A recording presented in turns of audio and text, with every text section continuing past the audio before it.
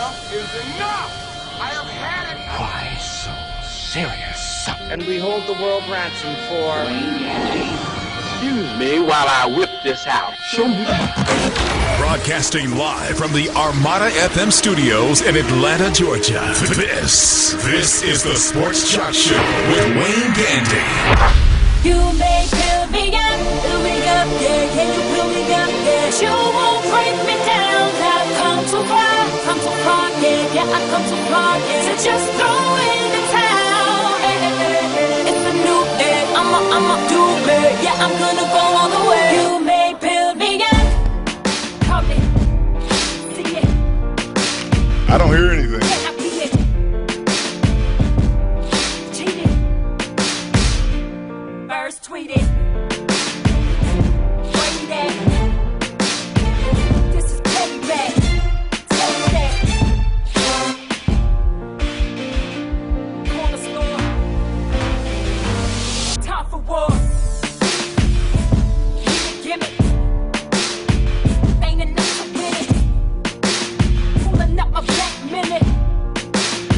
And you asked me why we get here 90 minutes early.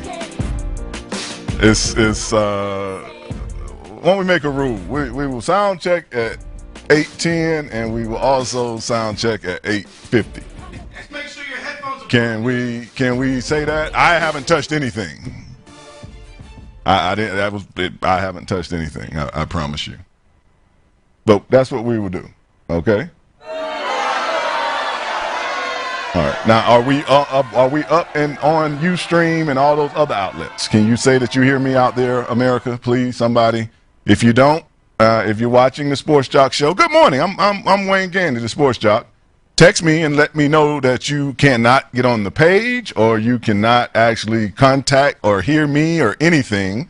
So that it's a week-to-week thing. It's amazing.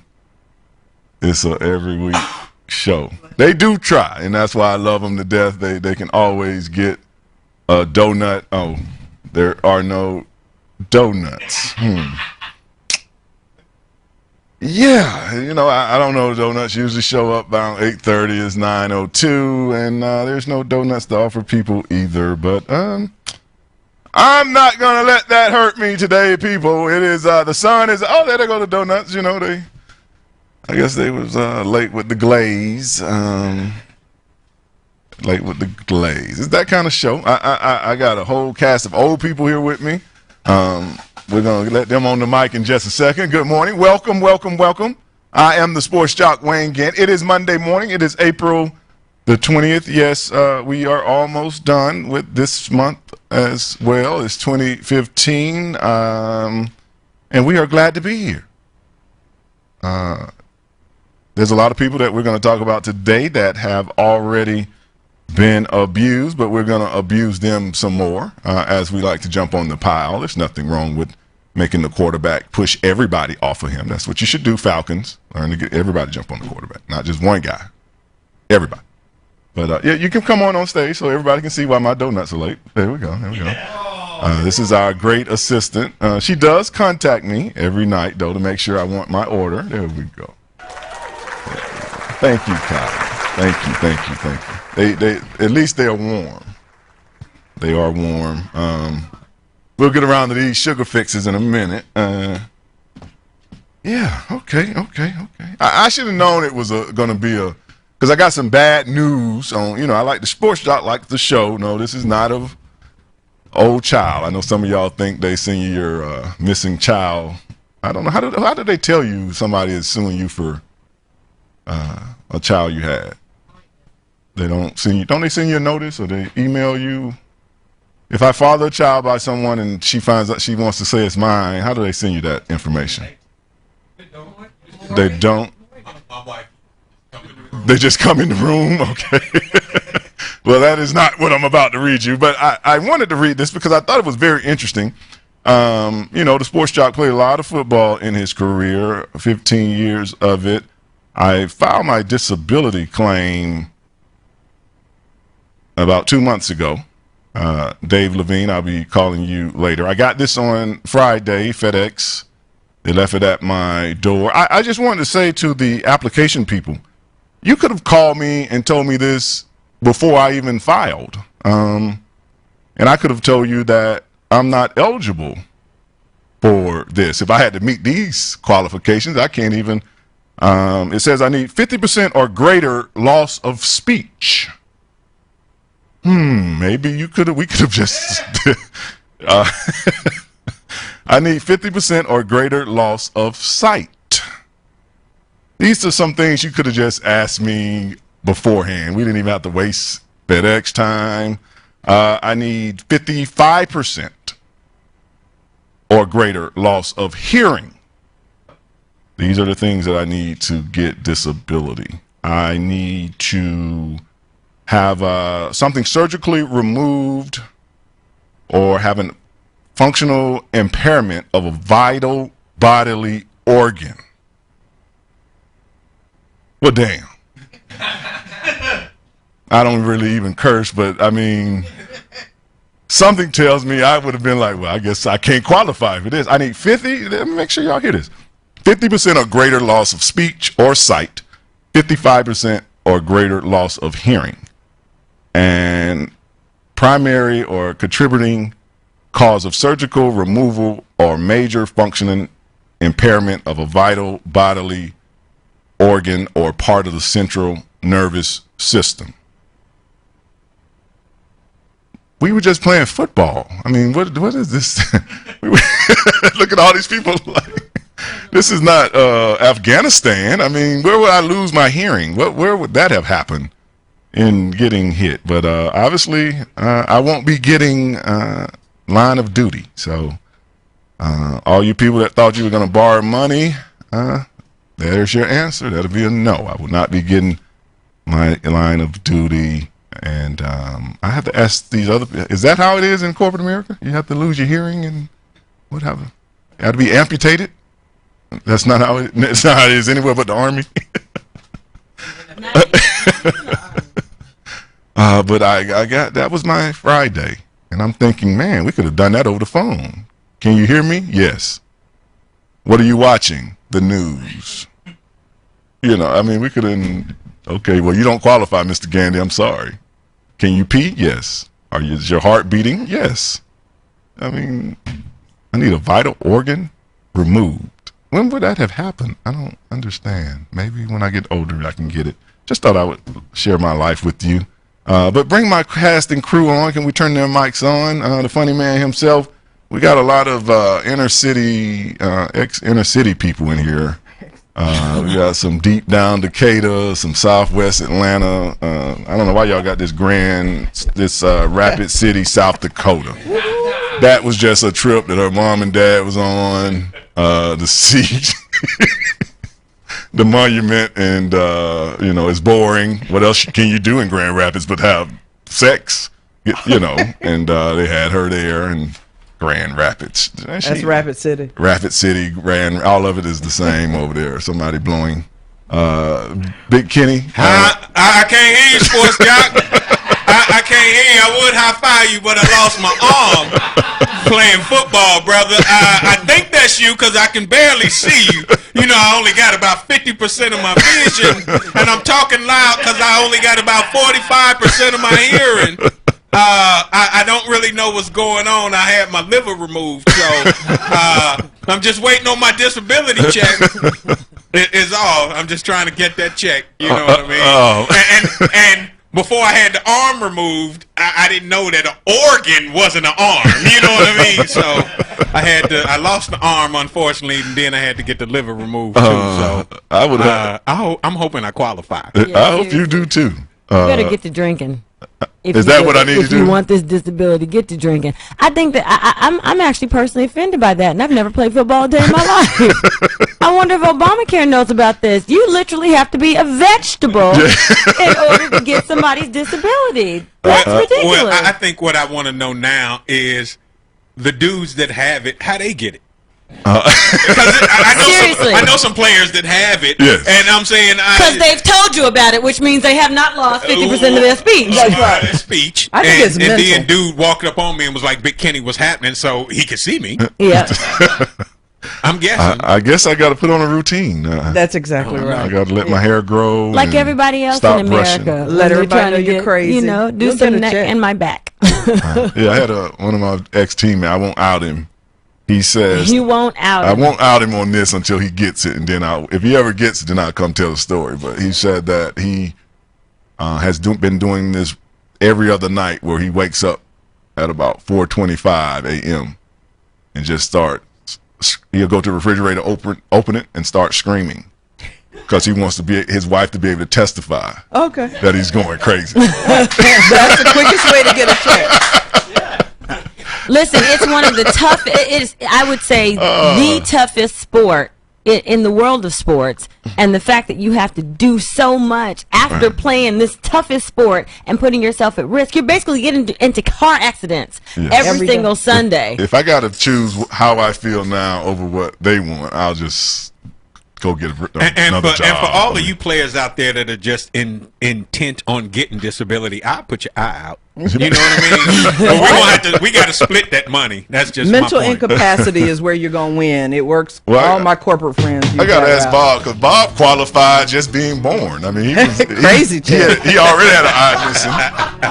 Bob Whitfield, my boy, he's been on the show. He first day they legalized marijuana, he had a certificate. I mean, he was able to prove everything with no problem. Oh yeah, Bob, your eye messed up. Come on in. Don't even worry. We'll get your paperwork to you later. But we have a great show for you. As you can see, the truth is in the building. The beautiful Miss Erica Ash with her feet out. So I'm gonna try to control Big Kenny, as you know, his fetishes take over. And the funny man, Big Kenny, is here as well. We'll be back after this break with more of the Sports Joc Show right after this. The Wayne Gandy football camp turns 20 this year, coming to Haines City, Florida, April 25th. Over the past 20 years, participants have included Warwick Dunn, Hines Ward, and Roddy White, just to name a few. Call Andrew Williams for more info at 863-221-9190 or email info@thesportsjoc.com. Sometimes I can't help but feeling that I'm living a life marijuana in my soul. Welcome back to the Sports Joc Show. I'm the Sports Joc Wayne Gandy. Guys, I figured it out during the break. The coverage is 90 months, so I guess if you got all that wrong with you, you won't make the whole turn of the... Maybe that's what they're doing. They're trying to make sure... Well, how they going to confuse me with the math test? 90 months. What does that equal? What is that? How many years is that? 7.5 years. Okay, that's what. Give me that information, sir. Now, I mean, you trying to test my mental capacity by saying 90 months. Now I got to do the whole dividing thing. I don't know. I guess they don't want you to go to full term. If you're missing some stuff, you can maybe 1 or 2 years. But I think a good policy for getting disability, if you played in the NFL, is if you played more than 10 years in the NFL and you lived, get you some money. I agree. Disability. I'm just saying. agree. You know what I mean?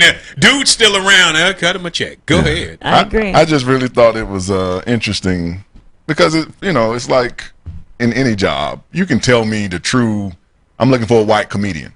Right. Well, not to drive to Chicago for that gig because you're not a white comedian. I'm looking for a short actress. No need for you to sign up for that part. You telling me I need to be blind and can't hear. I called you. I mean, I had to look at the phone, right? I think you're more upset You about didn't the $20 for FedEx. That FedEx fee got you, didn't it? Oh man, those people are just crazy. You know what they should do though is this being National 420 Day, which is the day that they celebrate the proliferation of the herb. They should just put everybody that's got pain from the NFL on the herb. Oh, today is marijuana day? 420 Day, yeah. Oh, what pick today? Bob Marley was born today or something? I haven't the slightest idea. You know, weed smokers don't ask all those questions. We don't That's a little too deep. Yeah, that's all in depth. Like all we heard is in the mouth. Everybody just heard Spark Up today, and everybody was like, "Okay, that's fine with me." Well, with my clear vision, I did see this commercial watching sports this weekend. We're going to talk about the Aaron Hernandez verdict in just a second, and also we'll hit on the playoffs. But this Taco Bell commercial came on, and I'm sitting there, and once again, I'm thinking I'm being punked or I'm dreaming. This is the state of commercials. If you're watching on the Sports Joc page, please It's two people sitting in the car, older people. I don't know if y'all seen this commercial or not. It's late night. Husband and wife, I guess at that age, they something. Sitting in an old, like maybe a Capri Classic or a Lincoln. He got something right there. But let's play the commercial real quick.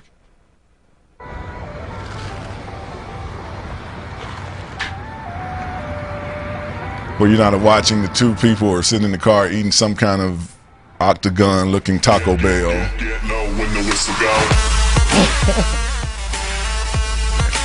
And Granny puts down her burrito to flash. Unexpected. Introducing the Chick Star from Taco Bell. Crispy chicken breaded in tortilla chips wrapped up with a mango barbecue sauce. It's a completely unexpected take on the chicken sandwich. So this is their new ad for the Chicken Star sandwich. And they're comparing to you eating this to being unexpected, that grandma would show you. That should have killed him. I think it's brilliant. I like it. Because they so old. I know the You see, she didn't lift up very far. You can't say that word on the air this morning, right? Can we say, is that not in the dictionary? Which word? Can we say the Mexican version, tetas? No, you can't say that. What about the part at the top? Oh, the people from Univision aren't listening, are they? Well, I figured the areola probably was introverted at this point at that age. Can you? I don't like that visual.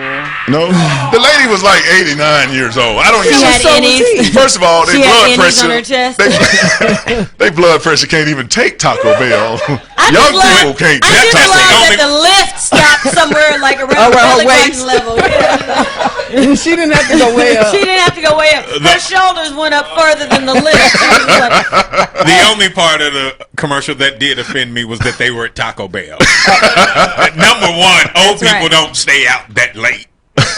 They should have been asleep. Number two, like you said, their blood pressure couldn't take that. Now, look as at far that as an hungry old look in her woman, face, though. I like that. as far as an commercial. old woman being willing to whip them out, hey, I'm all for that. You know what I Me mean? too. Yeah. Never get to an age where whipping them out is a bad idea. I mean, she got on a turtleneck And with look a at his sweatshirt. face. I want whatever makes you do that. I'm gonna go try A it. chicken star. Well, yeah. 2 chicken breasts with tortillas wrapped with mango sauce. In a related story, old dudes are hanging around Taco Bell. They just walking around in the lobby, just aimlessly. Oh, man. Well, last week, as we left the show, we were talking about Aaron Hernandez. For you that don't know, been in the news 18, almost 2 years now. Aaron Hernandez, superstar tight end for the New England Patriots, really been incarcerated since June of 2013, I want to say. He is in there for 2 different murders, a drive-by that he hasn't been tried for, and this one of Odin Lloyd, his fiance's sister's boyfriend. Aaron Hernandez is 25 years old. Odin Lloyd, at the time, he was 27. He was supposed, they all went out. 4 people, only 3 came back. I've given you enough information. If you don't know the rest of the story, Google it or something. The verdict came out. He was found guilty. I know here last Monday we talked about with the jury being out so long, he might be getting off. They found him guilty of all 30 charges in the state of Massachusetts. That means life in prison without parole. I'm quite sure he is going to do everything to try to get out of that verdict, but come June, he goes up for double murder in some kind of stop sign after club drive-by. His criminal postseason is busy. Isn't it? I know at some point, if maybe I'm confused and you 3 can help me. No murder weapon, no actual witness of the murder, life in prison without parole. Is that what all of you got from? Isn't that the case, Miss Ash? They don't have no murder weapon. They have no actual, and I don't even know, did they establish a motive? What was the motive? Because Odin Lloyd was a semi-pro. Semi-pro working for $42,000. They were arguing over some disagreement at a strip club. Who had the biggest butt? No, I think it was just something like, you know. I saw her first. Well, Aaron Hernandez is alleged, and I think maybe he's already been brought up on charges about shooting another friend in the face in Miami over an argument at a strip club about who should pay more on the bill. And then they were leaving. The guy had left his phone, wanted to go back and get it. Aaron Hernandez, because of the argument over the bill, refused to go back, so they had some words exchanged, and I guess Aaron didn't appreciate what the dude said, had the driver pull over, got out the car, walked around to the other side, shot him in the face, threw him on the side of the road. He's sensitive. Now, the lack of evidence in this case may have been hampered by the fact that he's wanted in 2 other murders and an assault with attempt to murder. So maybe people are just, hey, man, you know, 2 + 2 looks like 4 in this case. Well, they can't consider that during the verdict, though. His other. Well, I mean, they tell you can't consider it, but as you can't unring a bell. So I'm sure that there are people sitting in the court like, this dude is a serial killer, basically. Right. And so we can either let him out on the streets or we could stop it now. Now, the question that I asked, and I've never been to law school, never inspired to be a lawyer, why not go with accidental death as a defense? Why not? Because all of this stuff can be still, because they found his body a mile away. Maybe we did fight. Maybe I was messing around in the car. You mean as like a manslaughter? Yeah, going on a manslaughter. Well, that would manslaughter generally is when something like a fight or an altercation goes too far. You guys were having a simple argument. You punched him. He fell and hit his head. 5 of them jumped on you. You had a weapon. You brandished it to defend yourself. Somebody got shot. Then maybe they could say manslaughter. But when you go and pick a guy up from his home and drive him away and he ends up dead, that shows some premeditation. So it's pretty hard to say that it was an accident when no one reported the accident. No one called for the police. Like, we just had an incident. My friend, I accidentally shot a friend. All of his actions after Odin Lloyd was shot. Yeah, I froze. This happened. I knew it was going to be turned back to me. We threw him out the car. We hear this defense a lot of times when people commit crimes. So I'm just trying to figure out. I never saw a motive for life in prison without parole. What did you actually? Because we had a fight in the strip club. Is first-degree murder forever? Just seems a little. What happened afterwards? Yeah, well, you got to understand, if as a professional, if his attorneys aren't lobbying for some sort of accidental death, manslaughter, then maybe they know how difficult it is to prove that in his case, and what they were just trying to do is make sure that he doesn't spend the rest of his life in jail or get the death penalty. So there are some cases that they only hope to get you some love at the sentencing. They kind of know he's going to prison. It's just a matter of for how long and if he'll die when he's there. Hopefully we'll hear some of the jurors come out and speak on it at some point. Well, I think a lot of them are afraid because of his gang ties. He's supposed to have a lot of serious gang connections. So these are the people that sent you to prison. We're not going to come out with a book. Before we go to break, real quickly, round table, we'll start with you, Miss Ash. Did you think he was going to be found guilty? Absolutely. Big Kenny? I thought he was going to get off. True. No, I thought he'd be found guilty. It's funny. The men thought he was going to get. I thought he was going to get off too. I thought he would. I definitely didn't see life in prison without parole. I don't know how that came up without no weapon and no actually person to tell me you did it. But getting off? He's 25. That's a long life. Hey, if OJ get off, everybody can get off. He's been messing up a long time. That's true. We'll go to break, come back, the Boston Marathon, and this sweet tea. I think if I keep drinking it, I can get some disability because it is very sweet. Jamaican sweet. Is that racist? We'll be back. See. The Sports Joc Show is coming to the Southern Radio Network this spring. Alabama, Mississippi, and Southern Georgia. Get ready. Watch at thesportsjoc.com. Click on the iPhone icon if you're mobile today. Don't sweat the technique. Welcome back to the Sports Joc Show. I'm the Sports Joc Wayne Gandy, staying in the Boston area. Well, one thing before we talk about the marathon and the Boston marathon bomber. For you news outlets, I know I'm part of it, but stop trying to hold these leagues and these colleges to what the participants at these schools are doing. This little thing where you're trying to make it like the New England Patriots had some type of control of having some mass murder. What did you think Bob Kraft lived with the guy? He was just trying to win some football games. But I see this new thing that, the first thing you wrote was the NFL, another black eye. Nobody can forecast that. You go back to any football player's hometown. For most of us, all of us have the same background. Yes, we got a cousin or a best friend or somebody that went to prison, and that was all you could find. And now you're trying to make it seem like they should be able to know when somebody is going to do a particular crime. We just play football. We don't know the coaches like that. I don't know. This is pro football. We're not in high school. I play for 7 or 8 coaches. I might have one of them phone number in my phone. I know you think we all live together. I go to work. I see coach about an hour a day, and I go home. It's just a job just like you have at your company. We're not that intertwined. I don't go to, Mr. Blank's son's bar mitzvah. But I know they sell y'all that stuff that we all link, but to try to make it seem like a person, every parent didn't raise their son to be a murderer. It's not a black eye. Some of you did, but everybody didn't. And for you to think that a team, they're hiring people just like other places hire people. You don't know the guy's going to go postal.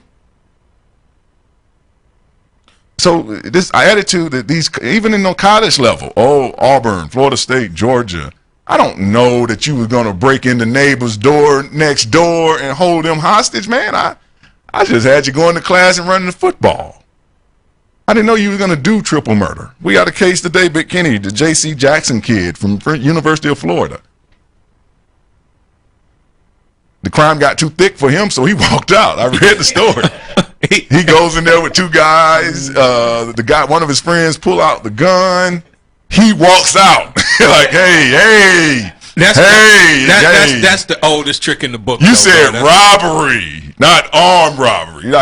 So. Well, that's the oldest trick in the book is somebody knows where there's a spot and they cool with the people at the spot. So they say, I'm going to come by, we going to hang out. Then I come through the door and all of a sudden some people rush in behind me.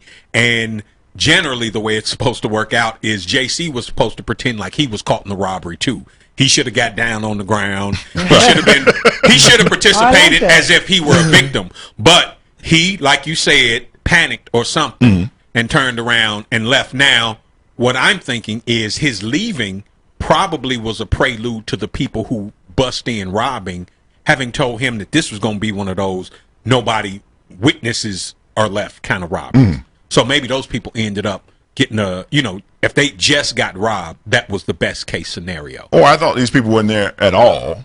And then we got there and they were home.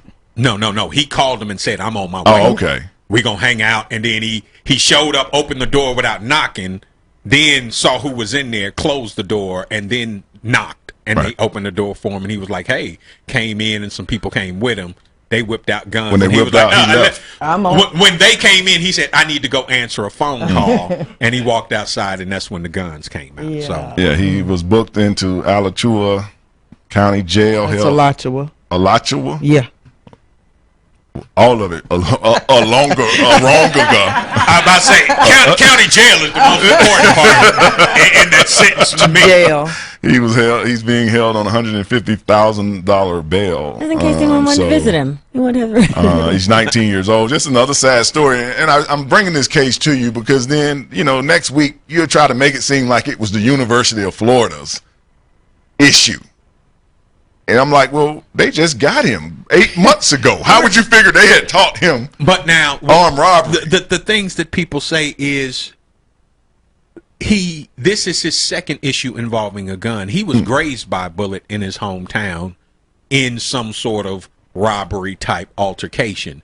And I think what a lot of people are saying, what offends their sensibilities is that you're going and you're getting these people with who are predisposed to violence, and you're exploiting that on the football field for your benefit, and then you're cutting them loose on society after making them more aggressive and stronger and faster and all of these things, and then you don't graduate them and you throw them back into society, and now where do they go? Now what do we do with them? Or you take them to the NFL and you give them this sense of entitlement, and you do all kinds of cover-up for them and everything, and somehow you're partially responsible for why they feel like they can go out and do these things, why they're so reckless. So, and I would say to that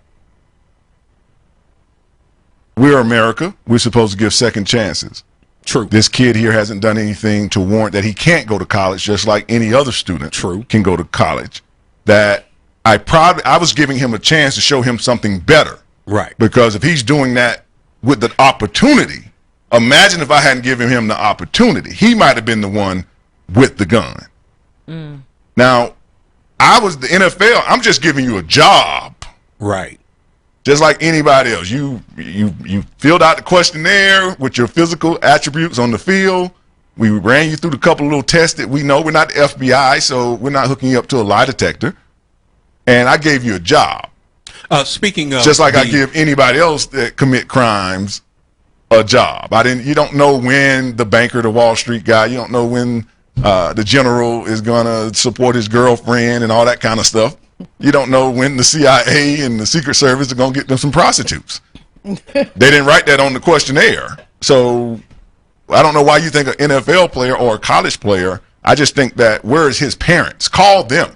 Because they're the one who raised it. I just got him 8 months ago. The problem with how did I make him a robber in 8 months when all I offered him was a scholarship to get an education so that he can provide for himself? The problem with a lot of this is when you're in the public eye, people somehow feel like they have a right to dictate how your life should run.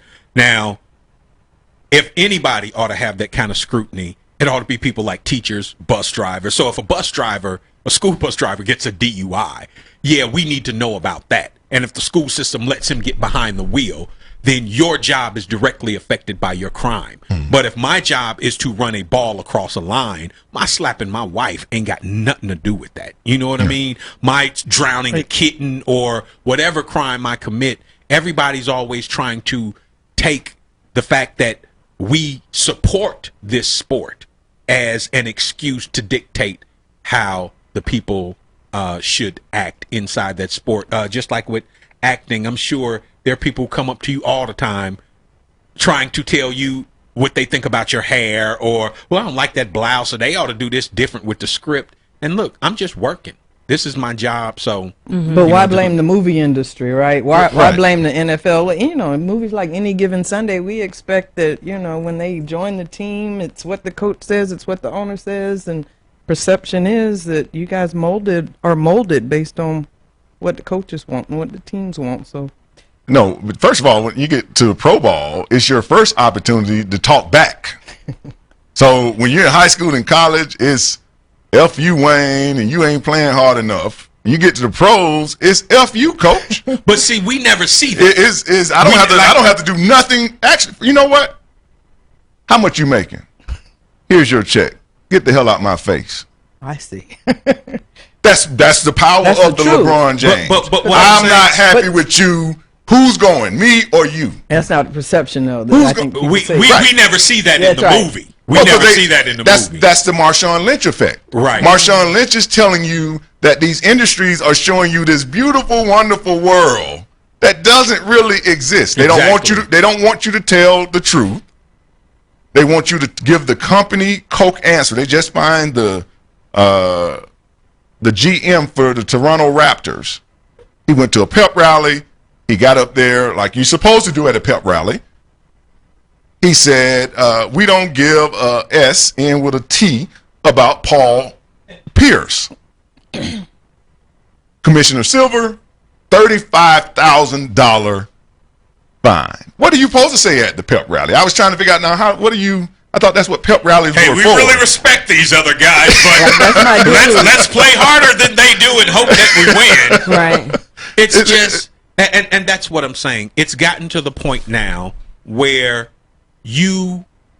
every story you see about an athlete and his success is all, and then I ran into coach, and I didn't have a male role model in my life, and he took me under his wing and moved me in, and he spoon-fed me, and his wife treated me like a kid, and now everybody thinks that every coach has gone out and moved some player into the house when, like you say, some of these dudes come to the league on some, shut up. But where's your mother? And that's what I'm, as you were saying. Dez Bryant's slapping his mama. So, if you go ask her what's happening, she don't know, and she's scared to talk too. I just know I went to Auburn for a day this weekend, and if your kid, especially, I can't speak for all universities, but if you send your kid to Auburn and they don't graduate, they were not trying to graduate. Because they got facilities that make you actually want to stay. I mean, they got waterfalls falling, and they got 24-hour food. It's a spa. They got a restaurant that stays open 24 hours for the athletes that you can actually at any time, day or night, go eat. They got sandwiches and Nesquik and everything else. They got massage tables. And they actually have a education building where they have 12 people on staff full time for tutoring. You don't want a degree, is what I said, because I think that free tutoring, everybody would sign up for some of that, some free tutoring, right? But we're going to go to break. 888-926-7562. Right after this, you got an announcement over there, Big Kenny? Yes, I do. Okay, the 20th annual Wayne Gandy Hold on. Because, he never told me that you was going to say stuff. So we'll get that straight during the break and come back. Well, we at the trade deadline, so we won't have to worry about that next season. The 20th annual Wayne Gandy football camp is coming to Haines City, Florida, featuring hometown hero Wayne Gandy. This free football camp is for kids ages 5 to 16 and includes a cheerleading camp featuring Cheer Girl Entertainment cheerleaders, free T-shirts, and lunch for all participants. Your kids will get instructions from NFL stars, autograph sessions, and more. To register your child, email info@thesportsjoc.com.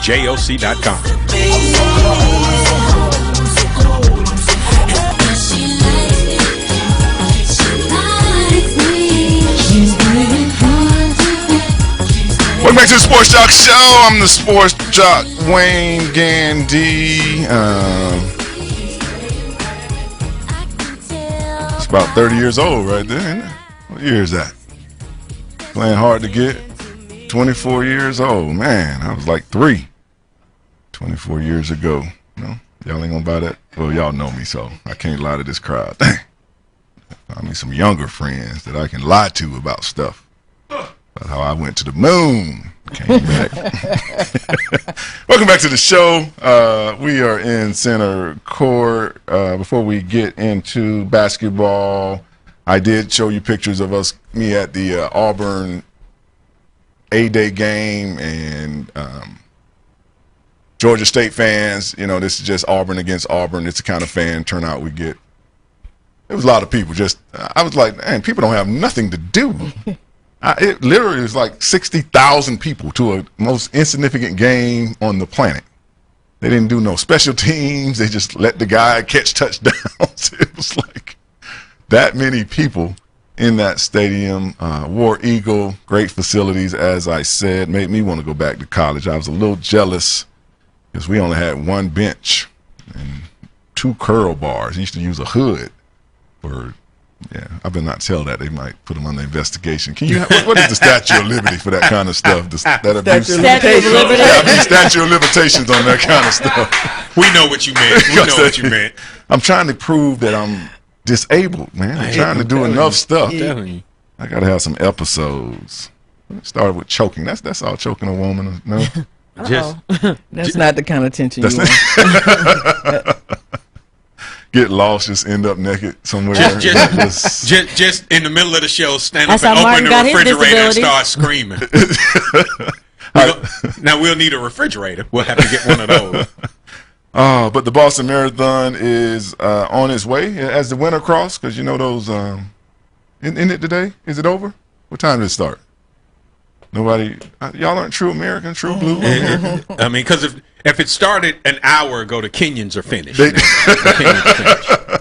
Ned is his name. Last year's one. It only takes them like 2 hours. 26.2 miles. And those are the slow ones. The 100, Yeah. the 119th. Well, a feel-good story surrounding that is that there was an amputee who's coming back to cross the finish line. She actually came back twice in 2013, as everybody knows, and those who haven't been following the news, been under a rock, was when the actual bombing took place. But then one of the ladies who actually had to have her leg amputated after that went back and crossed the finish line in the wheelchair last year and is going back this year to actually cross the finish line with her prosthetic leg. So I thought that was really nice, and it was a great way for her, to face her fears and actually just kind of, show people that you can bounce back no matter what. Yeah, So I but thought that was meanwhile nice. at home she's got a pile of laundry that she keeps telling her husband she can't wash because of her accident.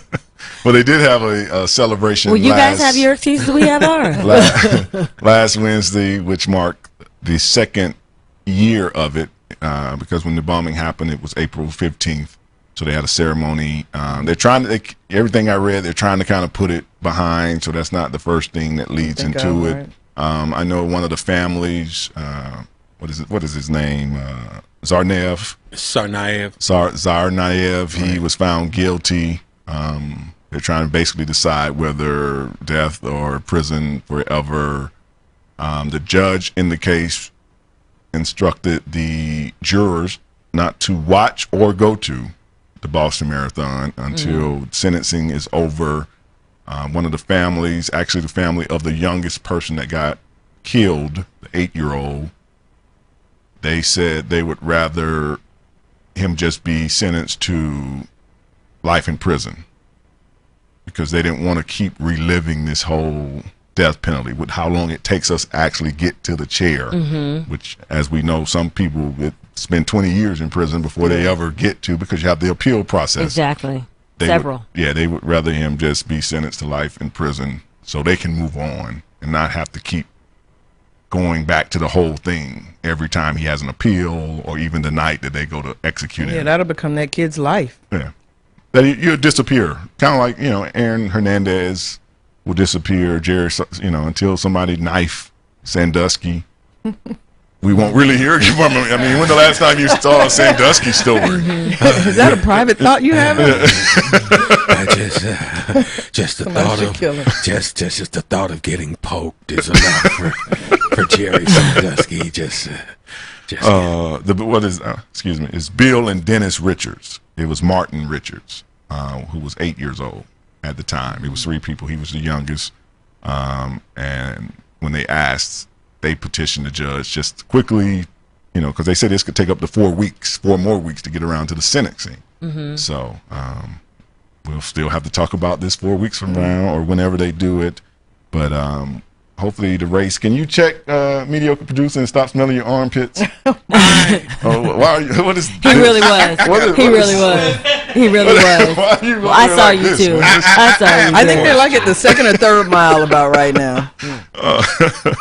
Really? But Big Kenny making a joke, but the Well, shouts out to Kenyans Rebecca will be Gregory. done by noon. Right. Seriously. Yeah. Huh? Started 30 minutes. Oh, well, yeah. They're at mile two. Somebody report me in about 2 hours. It started 30 minutes ago. The Kenyans are running up on the finish line right now. I got a question. When it comes to life in prison, the death penalty, they let children now have input into in custody cases where they would like to go, which parent they would like to be with. How come they don't let these guilty defendants decide if they want to be put to death or spend life in prison? So you say I'm guilty and I have a choice of the two. Can't I just go, look, I don't want to be on death row for 80 years. I think that's a very obvious answer. The children have done nothing wrong. The guilty people. You lost all your choices. if I stole something from you and you say, okay, listen, Let's negotiate. I think we need to talk about this. Linda, listen to me. Linda, honey. No, absolutely not. I'm giving you the option. I'm still paying my penance. I'm saying saying I'm either going to But die. why do you get Why to you get decide? rights? But here's the thing: if people got the chance to decide what their punishment was, even if it was multiple choice, Kenny, way more people would be committing crimes. They'd be like, okay, listen, I'm gonna go ahead and They rob you chop for off my about finger. 100, That's just and all my I got finger. to lose is a I'm not finger. saying I'm not saying give the criminal a menu of punishment. I'm saying Give 'em okay, options? You're Options, guilty. it's the same thing. These people right here got to choose their sentence. They did, and they those messed people up. are choosing. They picked the wrong answer. I'm saying the jury that's choosing between right now the sentencing for Yokar Tsarnaev of either life in prison or the death penalty. How come he can't say, hey, if I can have just some say, if y'all want to do something for me, give me death? It's still only Because the two we don't options. care what he says. But we'd rather pay for him to live on death row Because for what 100 that, years. but what that looks like to people outside though is that Outside of your mind? and even outside of like the whole case, like people who are watching that looks like he has rights in this situation. So he gets to kill somebody, and then he gets to choose what his punishment is. Even if you feel like both punishments are equal, for him, you don't know which one he's more afraid of. So I think the higher stakes is I don't know what's going to happen to me right now, and that's exactly what he deserves. He deserves that mind. What's another Game. Right. Okay, right. We'll go with game. He actually It's deserves crime to and sit and punishment. sweat a little bit to have someone else deliberate and decide his punishment. Wait a second. Hold on. We'll let him pick his last meal. This dude bombed the Boston Marathon and then Yes. shot it out with cops. And you telling me that sitting in a prison cell is the thing that's going to shake him?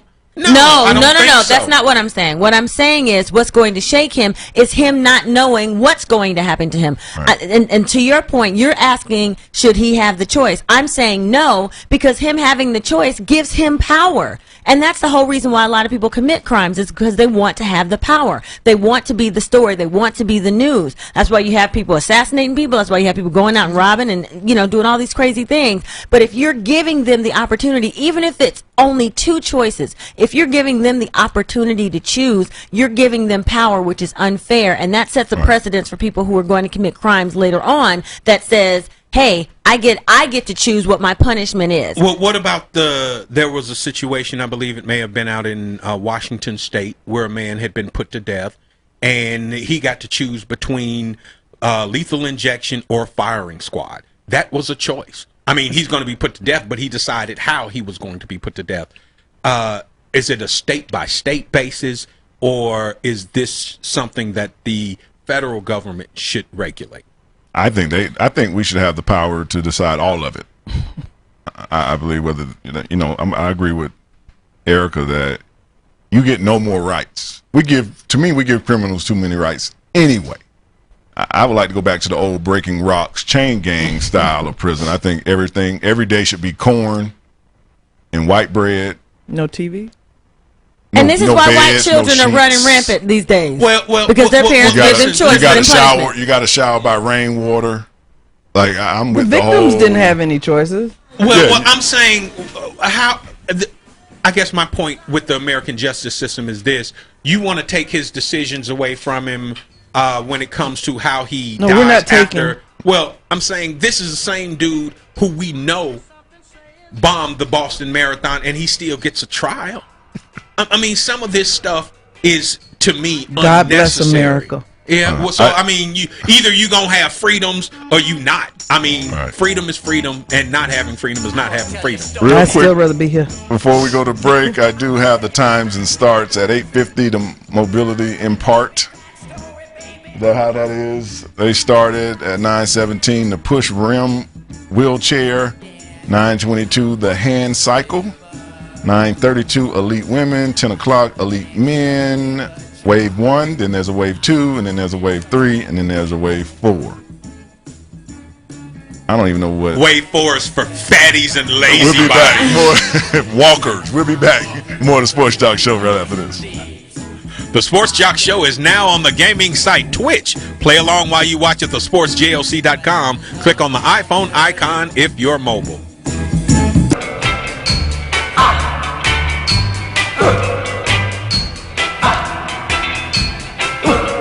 Welcome back to the Sports Joc Show. I'm the Sports Joc Wayne Gandy. It is 10 o'clock. We are live. The sun is shining for a change. We had about 8 days of off and on rain. Even my car had a button that flashed. Wash me, wash me. I didn't even know that existed in the car. It was so dirty. There's a wash me button in there. No, that's futuristic. We might need to think of that app, though. Y'all computer friendly? When so much dirt on it that the car says wash me? We can't create that? They don't have that? Yeah, I'm quite sure. We'll try that. Tesla got cars driving, all around with no battery. With no gas. So, hey, maybe we should try that. Jury selection has started for former Georgia Tech and NBA player Jarvis Creighton. If you don't remember him and what was that? Oh, the other basketball player that Agent Zero fell off of the face of the world, a little point guard. Somebody help me with that. I'm having a little brain. 1, 2, let me think. I cannot think of the boy. Played Zero. He played for Washington. They had a little gunfight in the locker room. What was his name? No, I can't get no help. I thought we was on a sports show. Y'all are supposed to be throwing stuff at me.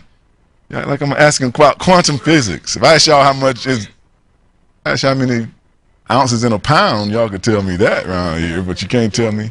Gilbert Arenas. There we go. Gilbert Arenas and him got in a little altercation. After that, he came back to Atlanta. He was supposed to have some gang ties. He ended up shooting a mother of 4, 23-year-old Julian Jones, and as he was trying to shoot somebody else.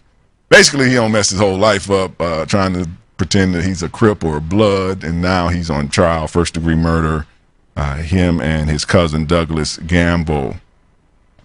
So we will see how that goes. As I said at the beginning of the show, seems like we have a lot of court cases, a lot of murder, a lot of high, heavy crime. Gilbert Arenas. Oh, Jared. See, Jared tried to help me out. And Chef. I had to give him some love. I don't really want to say their name. They text me. Smoke signal. I'm old school, so I don't get emails. They text me. Gilbert Arenas. Okay, everybody. Ready. Y'all still up in here? The geriatric crew? What time y'all go to bed last night? No, I didn't want them to talk to me yet. No, keep them silent. I just wanted to see if they were up because Big Kenny keeps staring down at Erica's feet, and Erica looked like she was high because she ate up about 4 of these donuts. And the truth just glad to be out the house. She had a rotator cuff surgery, so she just glad somebody called her to hang out for a little while. So we are here. We're going to go into our second hour. We're going to start that second hour off in the NBA. Go Hawks. Last night, the Hawks taking on Brooklyn, winning that game. Sellout crowd, all you pretenders, posers. Y'all aren't Hawk fans. Y'all ain't real Hawk fans. Y'all don't. Just pretend. I hate those kind of people. You have to put up with them. Now you got the Hawk gear on and, going to ask me because I didn't have on red. Why you ain't got on no red? Because I've been here for 10 years in the same seat. I don't have to wear red. Red for me is championship, not first game. Relax. But there had some stars in the house. Not Gay Song. What is the boy name? Trey Songz. He was in the building. What? No. The man had a short sleeve cut off. Hey, I don't know. Certain stuff just don't say man to me, First of all, them little arms. I know you look cut up in the magazine, but that arm is about the thickness of a cucumber. It can't only be muscle. It's so small. That's all that's in there, muscle. But Dr. J was in the building. The real deal, Holyfield, who's always in the crowd. That's I saw. T.I. stepped into the building last night. And to the people that sit to my left, stop with the musical chairs. I'm tired of this. 2 of you change seats every quarter. Have you ever sat by somebody like this? They have 2 seats beside me, and I guess the family do a wheel rotation. 2 different people come each quarter to sit, and it's like, can y'all just pick games? Like, hey, we're gonna sit at this game, and then you 2 can sit down there at that game. Why are y'all rotating by quarter? who sits where. It's a very odd situation, but you're getting on my nerve. You stepped on my Jordans, and you seen Do the Right Thing. You know how that thing go down. Scuff up my Jordan. Hey! Hey, just saying that. Some people, you think everybody saw Do the Right Thing? It's a classic, right? Okay. So there would... But let me bring my stars back on. Right off the streets of Chicago. Just sold a pound right before he came in here. Big Kenny is in the building. Wait a minute. All of these drug rumors I'd like to dispel. Sports Joc, I'm at a level where I don't touch drugs no more. I'm saying there's such a buffer system between me and the streets now that nobody would believe I'm still involved. So I've upgraded my game. I would like to. So you're just a mayor of a city. Yeah, one of those guys. Pretty much. They did get a clip of T.I. and Evander talking to each other at the game. And they played it, and T.I. was like, "Let me tell you something, homie, the perpetuitiness of my ability to be here." And Evander was like, "I understand what you're saying." So it was a great game. The celebrities just mixing with each other. I love it. I love Evander just because I've said this on the show before. He is a very unassuming, iconic figure. He just said he's kind of mid, row up, about row 18. He doesn't have any security, which I'm quite sure as long as who's gonna try him? As long as it's hand to hand, I'm quite sure he feels real safe. Excuse me, champ, but I believe that's my seat you sitting in. 4 and 5. He ain't gonna get that. He gonna get it. My mother used to teach him. She said she used to always have to send him to the office for fighting the girl your behind mom him. is the fault for his That's exactly what it is. Blame the coaches, blame the teachers. Forget his parents. My mother was the reason why Evander's the way he is. No, some tell me late in them 10th rounds is what's wrong with Evander. Too many rounds. So seriously. But I've always liked stars that he just goes to the game. He doesn't have the fanfare and the 10 people walking him to his seat. Still looks good too, in good shape. And I can ask you this as well, Erica.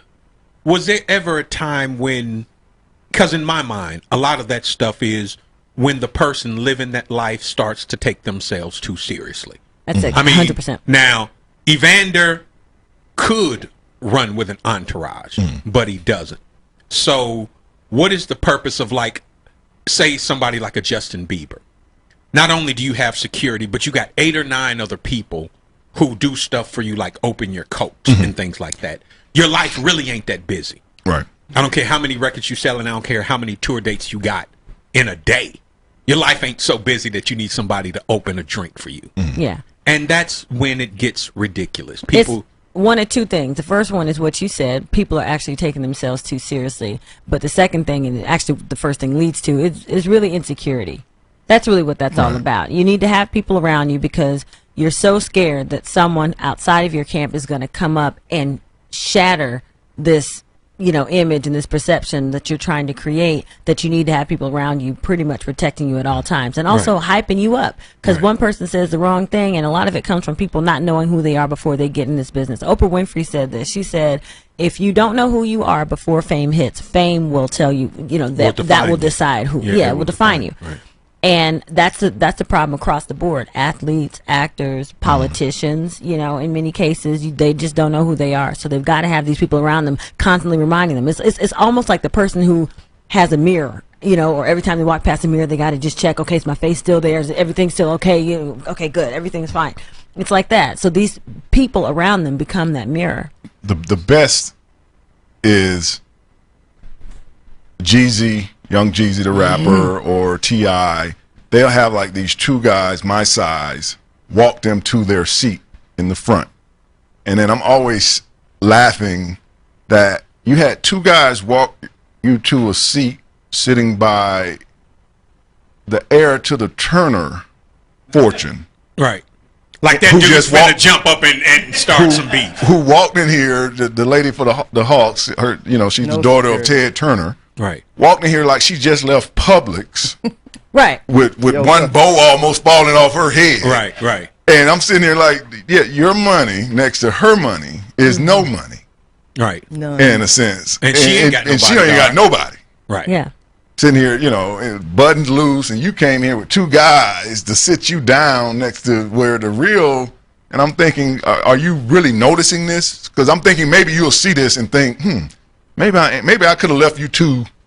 I'm on team too much. I'm doing a bit much. I'm on team too much. Maybe I need to resign. That's how I can always tell. When guys come up, I always look at what they're wearing and how they're carrying themselves and what's going on. That's how you can tell real money. Mm-hmm. For all you gold diggers out there. And Evander created his whole crew. I mean, they all have his DNA. How many kids? Really? That's true. That's true. Yeah. You can't afford anybody. That is funny right there. It is about 18 of them. He ain't got no more disposable income. We're going to go to break, come back.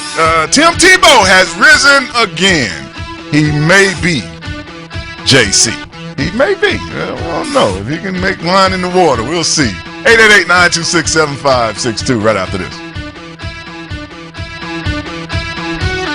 The Sports Joc Show is coming to the Southern Radio Network this spring. Alabama, Mississippi, and Southern Georgia. Get ready. Watch at thesportsjoc.com.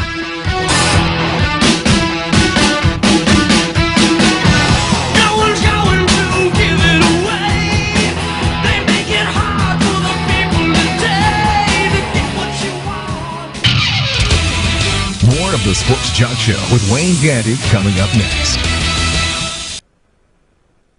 Atlanta Olive Oil Company is today's Sports Joc Lunch sponsor. Located at 1133 Huff Road, Suite F, Atlanta, Georgia. Atlanta Olive Oil Company is more than just a place to buy gourmet-infused olive oils and balsamic vinegars. It's a unique gathering place for tastings and intimate settings. Located at 1133 Huff Road, Atlanta, Georgia. Atlanta Olive Oil Company, proud sponsor of the Sports Joc Show.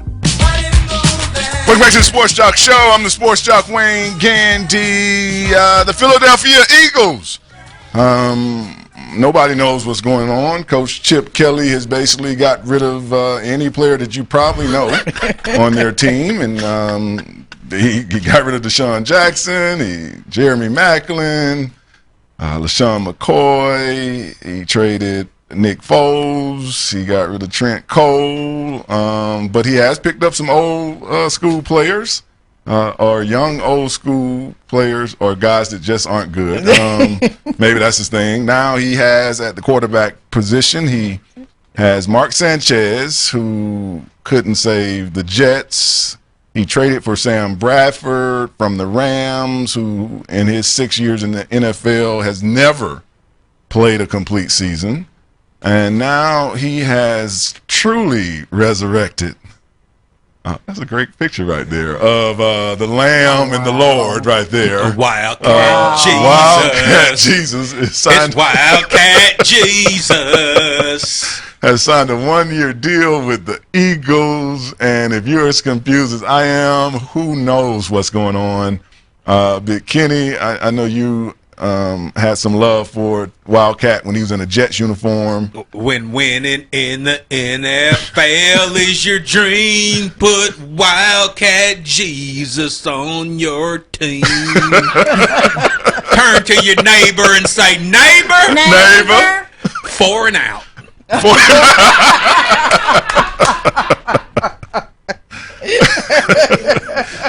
the Spirit of the Lord will constantly be present. We might not win. Ooh, Shonda. But Jesus is always in the winner's circle. So at this point, the Eagles have 2012 was the last time Tim Tebow was in an NFL game. He was not in the league in 2013, and he was not in the league last year. He's been working for ABC's Good Morning America. He works for the SEC Network. He has always expressed that he still wants to play. Eric, I know you. I don't even have any knowledge of this, Eric. I wouldn't know what to do with a quarterback that was not good. It's not like they're bringing Brett Favre. That he wasn't good when he left. 2 years out of the game. Why would I expect that you were going to be good? You think what do you do? Go to Jerusalem? He prayed. I got a question. As just fans of the game who sit and watch, we see Chip Kelly in the moves he's making in Philadelphia, and we're scratching our heads going, what in the hell is he doing? I'm sure the people in the front office got to be like, what in the hell are you doing? What's going on, Chip? I mean, we trust you. Yeah, that's why we gave you the job. But now you're making us question our decision. What are you doing? To me, it seems like he's trying to make who's on his roster at quarterback so bad that when I go out and draft my former quarterback at Oregon, Marcus Mariota, you won't criticize me because you'll be like, well, I only have this to work with, so I had to get a quarterback. Because you have, you got rid of Mike Vick. You kind of just emptied him. And LaShawn McCoy said this when they traded him to Buffalo. He said he was not trying to be disrespectful, but Chip Kelly's personality was that Chip Kelly wants all the success to come from his name to be mentioned as the person who created the success. Not LaShawn McCoy, not Deshaun Jackson, but actually Chip Kelly. He wants the game to start. Chip Kelly and the Eagles. Right. Not LaShawn McCoy and the Eagles. Chip Kelly and the Eagles are coming. And right now, with the cast of characters you got over there, I would say Chip Kelly and the Eagles are about to play Matt Ryan and the Falcons because I don't know who – you have no established winner, even at the hardest position on the team, which is quarterback. I'm saying he could probably do as well as the other quarterback that he drafted. I mean, you could put him on – and Sam Bradford, really? Tim Tebow, Mark Sanchez. These dudes haven't won 8 games collectively. Haven't played. Collectively, they haven't won enough games to justify having them on a team. Yeah. But now you got – it's like you went out and got all of the B squad players and put them on one squad. Yes. And nobody's asking for his job yet? No, I guess, once it fails, he will go out the window with it. It's his offense. He says he knows what he's doing. So I believe he's shaping up to try to draft the kid from Oregon, who he would have been the coach of when he was maybe a freshman. And, well, then who's he going to throw it to? I guess he's going to put Tim Tebow. Tim Tebow? He's going to throw it to Tim Tebow, I guess. Now, I'm thinking maybe 10 games into the NFL season, and Philadelphia's 9-1. Maybe we'll go, hey, that dude was on to something. Right. But until then, everybody's going to go Chip Kelly. I think you're on something. Adrian Peterson of the Vikings was reinstated last week by the commissioner.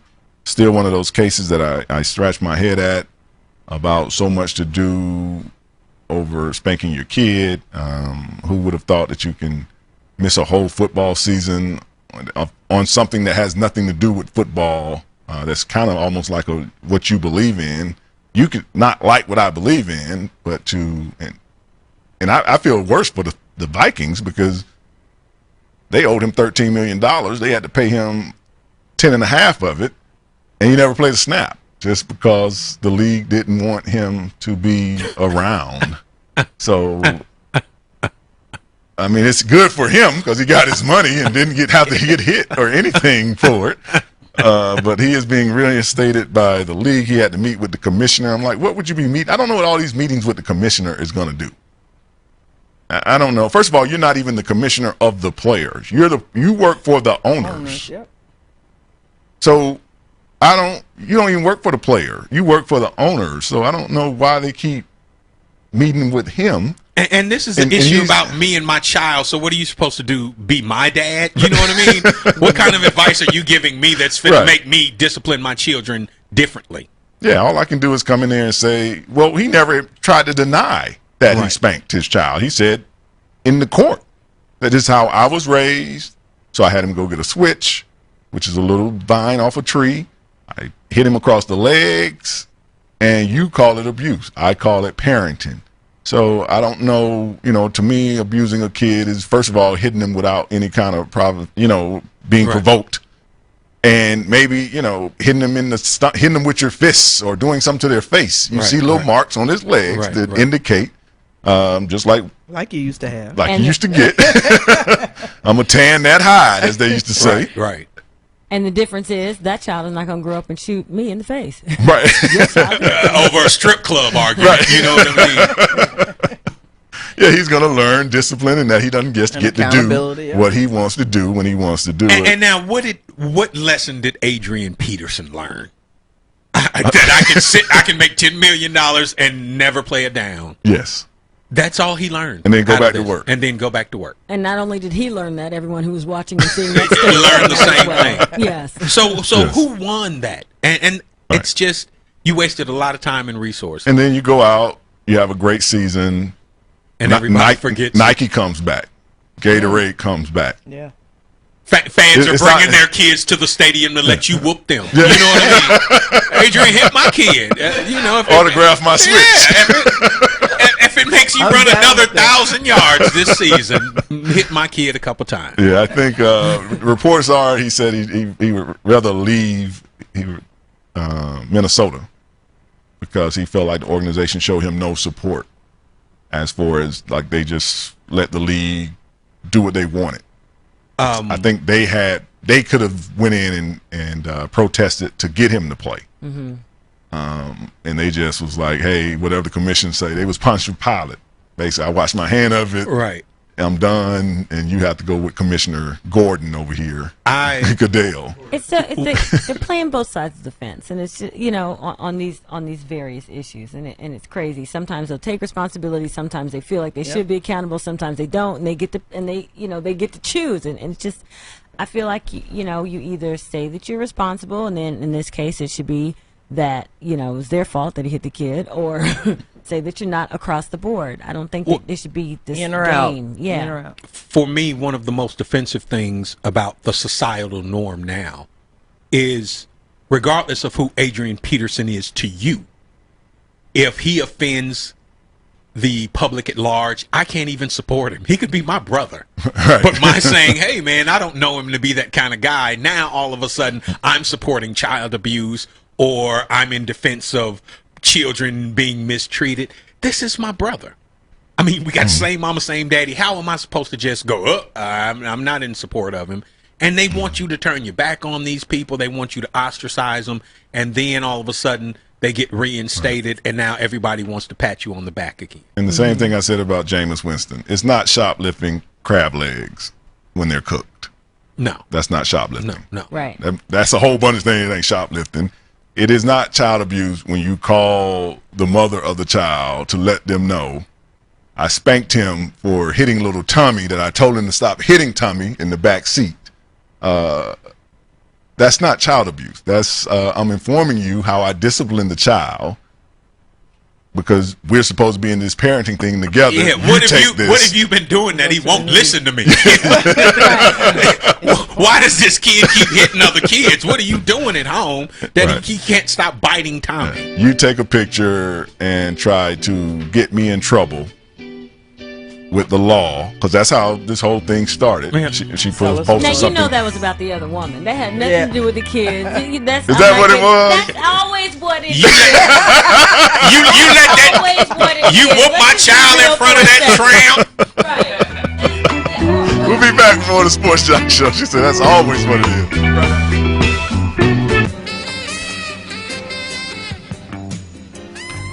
Welcome back to the Sports Joc Show. I'm the Sports Joc Wayne Gandy, longtime Steelers Ike Taylor, following Troy Polamalu after 12 years with the Steelers, has decided to call it quits.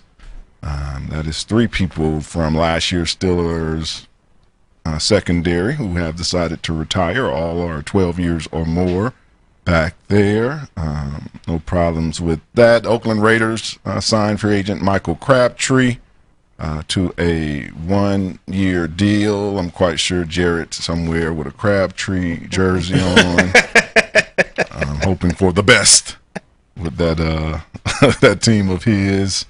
And one other quick note before we move on with Darren Sharper. The Patriots, they're going to be at the White House on April 23rd. What is that, Thursday? They will be down at the White House to visit with the president, Darrell Rivas, even though he has jumped ship to the JETS. Jets! Said he will be in attendance. We know who won't be there. No, he will not. Even if he was out, they probably wouldn't let him go. You know, Aaron, I'm sorry. You're going to have to sit this one out. You don't get to play with us anymore. Taking it to the streets. Before the show, I explained to you, I wanted to know, how far does the Hall of Fame follow a player? You can be in college, high school, pros. How long after you get out the sport can you be removed from the Hall of Fame, or should you even be? So we wanted to know that because I was seeing that William and Mary, that big football powerhouse that we all know, William and Mary. Do we even know where William and Mary is? Is where? At the top of the standings is where they are. At the top of the AP poll, sir. That's where William and Mary is. William and Mary is removing Darren Sharper from their school's Hall of Fame. He was enshrined back in 2008. As you know, he retired after 14 years, and after that, this whole rape allegations, which turned into a conviction. He will be doing 8 years for 4 different states, or was it 3? No, it's 4 states, in which it was a kind of serial rape, a date rape situation. And 8 years for 4 states worth of date rape really ain't that bad. I'm just saying, in Crime and Punishment, 8 years for a just for what do they call it? A spree. Well, intrastate rape. You know what I mean? You should have been a federal case. Yeah, that's what I'm saying. You the highway trucking a rape. You just all over the country raping folks, and all you got is 8 years. All right. So I want to know, and we'll get your opinion. We sent the bad producer out to get some opinions on this. That, you know, is that right? Is in 2015 have anything to do with his years at William and Mary? Because this would have been mid-90s. He would have been at William and Mary. Should anything you do after your enshrinement in something affect your enshrinement? Because we're talking about sport. So you put me in the Hall of Fame at that time because of how I played. Let's be honest, especially on the college level. Not about being a good citizen. I played, I performed. I don't know any other pro from William and Mary. Maybe see if there's a famous person other than Darren Sharper that ever played there. They don't have anybody bigger than him as an athlete or criminal coming out. He's leading 2 categories at William and Mary, and they're still trying to eliminate this dude. I'm just saying, somebody needs to rethink that. I'll say this. I think that I don't think that they should take him out of the Hall of Fame. I think that just like with the Miss America title or any other title, there should be a window wherein if you do something related to the industry that you're inducted into the Hall of Fame for, out of pocket, then yes, take it back. So for instance, Miss America, Vanessa Williams shouldn't have lost you know what I mean, within that certain window, and that went against what Miss America stood for, they took her crown back. Okay, great. So if he, bet against his team or did something like that in a period of, like, say, a year after he was inducted into the Hall of Fame, fair enough, take that away. I think at this point, if they were to remove him from the Hall of Fame, it's not going to make a difference, first of all, because everyone's going to always know it's been too long, and everyone knows of him as being in the Hall of Fame, and there's no difference if they officially remove him or not. He's in the Hall of Fame in the minds of most people. Second thing is, it's a very bad thing. I do not condone rape. It's a very bad thing what he does. It has nothing to do with what he was inducted into the Hall of Fame for. Right. So there's no reason for them to affect that. And I think, third, it actually it makes his fall that much more significant. You are a Hall of Famer, and now you're the intrastate rapist. You know what I mean? So what a cliff to fall from. And just for the record, I'm anti-rape too. The way you kind of said it. You kind of said it like, unlike Kenny, I'm anti-rape. You know what I'm saying? It's not like I don't have on a free Darren Sharper T-shirt. I'm sorry about that. Yeah, I did kind of say it like that. I did kind of say it like that. Let's see what some of the fans had to say about Darren Sharper, or just the topic of should you be removed from the Hall of Fame after your years of service? Champ, hey, Don't nobody want to give a second chance to nobody. They shouldn't be removed. None of that. Just because you make a mistake don't mean you can't go to the Hall of Fame. What they did in sports is what they did in sports.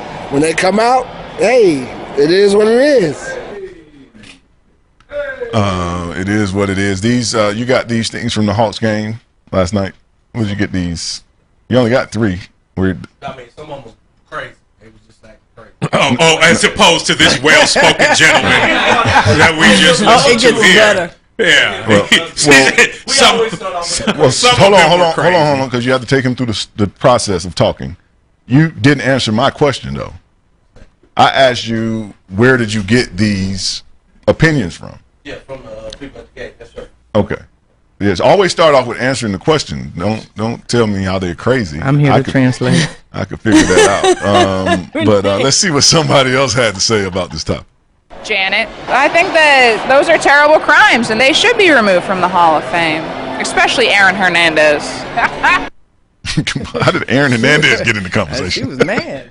Aaron Hernandez is not in anyone's Hall of Fame since high school. Did I miss that? They did remove his brick from the University of Florida, but that doesn't signify Hall of Fame. That just signified you lettered at the school, which even in that case, I did go to the University of Florida. I mean, I don't know why you're removing my brick. I ain't shooting nobody in the face there. Yeah, so I think let's go around the table. True? Let them stay. I think what you did to earn that right is still it's valid. It hasn't changed because there's a bunch of people who I'm sure would like to disown kids who, after their time is up at the house, have done some things that maybe we didn't want, but we gotta still keep them. Yeah, Jeffrey Dahmer, his mom. Yeah, I bet the she photos was that you could see, she took him off the wall, but in her little night case, she still got little Jeffrey. Yeah, right. baby. right. Got little Jeffrey eating his first piece of meat. It doesn't change it. He is tearing. Look at him just tearing that bone up. Big Kenny. I think that if we can allow presidents to remain in our history books after doing things that aren't presidential, then we can allow anybody to stay in their elected and voted on position. You have to be voted into the Hall of Fame. So it's just football, dude. I mean, Clinton got waxed in the Oval Office and everybody's still cool with him.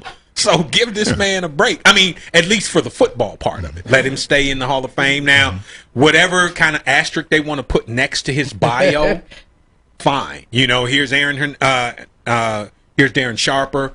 Really great at William and Mary as a football player and as a person, but not so much after he graduated. And that's what the asterisk denotes. Yeah. Criminal. Yeah, because like you're saying with president, scientists, I don't know who invented. Nobel Peace Prize winner. Scientists that invented, the atom bomb and stuff like that. The bombs we dropped on Hiroshima. So now I'm supposed to take your college degree away from you because you killed a mass amount of people. There's been presidents that were presidents during slavery. Right. I was just governing what you gave me. Whether I agreed with it or not, I tried to change it. They're still up on the wall. And, it's one thing, even in the Civil War, I've never had a problem with people in the South honoring what was. That's their honor. Was it wrong? Yes. But am I supposed to tell you that you got to take down General Lee? No, he fought in a war for what he was trying to fight for. That doesn't take, you don't have to remove him from everything. Right. And the General Lee statue in outside the courthouse in Wisconsin. Right. outside the courthouse in Georgia. You know what I mean? He was fighting Keep for it in that side. context. Right. Yeah. So it's I think that this was William and Mary. Like, as you was trying to say, nothing about what he did had anything to do with his time in William and Mary. So it's not, if you went and he found that he was betting on those games or point shaving when he was there, that's one thing. But I don't think an athlete, Bo Jackson won the Heisman, Cam Newton won the Heisman for Auburn. That was their time in Auburn. You can't wake up, we're going to remove, they're 56 years old and now let's take their portrait down. After, first of all, I've made millions and millions of dollars off of putting your portrait up. Yeah. And now it's all of a sudden I'm a disgrace to you, and it's not going to go away. People are going to still know you went to William and Mary. It would set an impossible level of responsibility. Because most of the people are going to walk around that little small trophy room and wonder why. Because I don't even know, who did you write down? What Lane Campbell, Mark. Basically nobody. Nobody. Yeah. Nobody even remembers We got Mike Tomlin. Okay. Lou Holtz, man. Lou Holtz. That was in the 20s, man. When Lou Holtz played. When Lou Holtz was there, it was just called Billy and Barry. We'll be back more on the Sports Joc Show right after this. Welcome back to the Sports Joc Show. I'm the Sports Joc Wayne Gandy. We have talked about a lot of criminals, and we still have a lot of criminals to go. One of my former teammates played with me in St. Louis for 2 years. Lawrence Phillips. It's in the news last week. Just a sad case all around. I wish I could find a bright spot in this story of LP.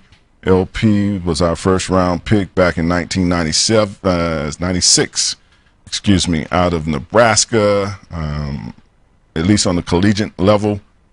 I could barely find 2 or 3 people at that time that ever ran the ball as good as he ran. That's a light LP on the screen right there. I see you, LP.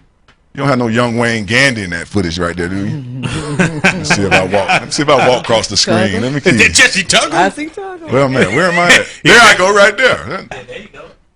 No, I'm on the other side. I was number 70 back then. But that's us playing the Falcons up in St. Louis. But Lawrence Phillips was a great college running back. A lot of issues, a lot of anger. Last week out in California, already locked up for 25 to 30 years for different crimes out there. He's the number 1 suspect in his cellmate being strangled to death. A gentleman that was doing 82 years, from what I read, to life. I don't know how you get 82 years to life. When you're 37. You just look really healthy. You just look really healthy. But 82 years to life. The coroner did a autopsy, found out that he was strangled. They think that Lawrence did it. I don't know if that's hard to prove if there's only 2 of us in this cell. I don't really think you need an eyewitness. It wasn't me. Well, I locked the gate up. I don't know what happened. What is he sitting in the corner of the cell looking inconspicuous?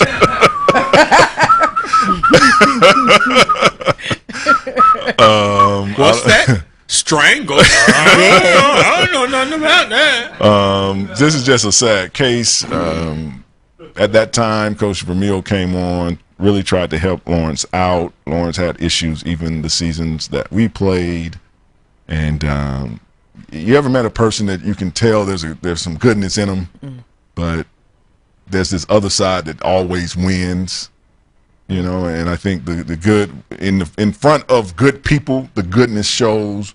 But when he meets that guy, he's okay to go there with you as well. Guy comes out. Yes. Yeah. So I am just as crazy as you if I notice that you are crazy. I think everybody's got that in them.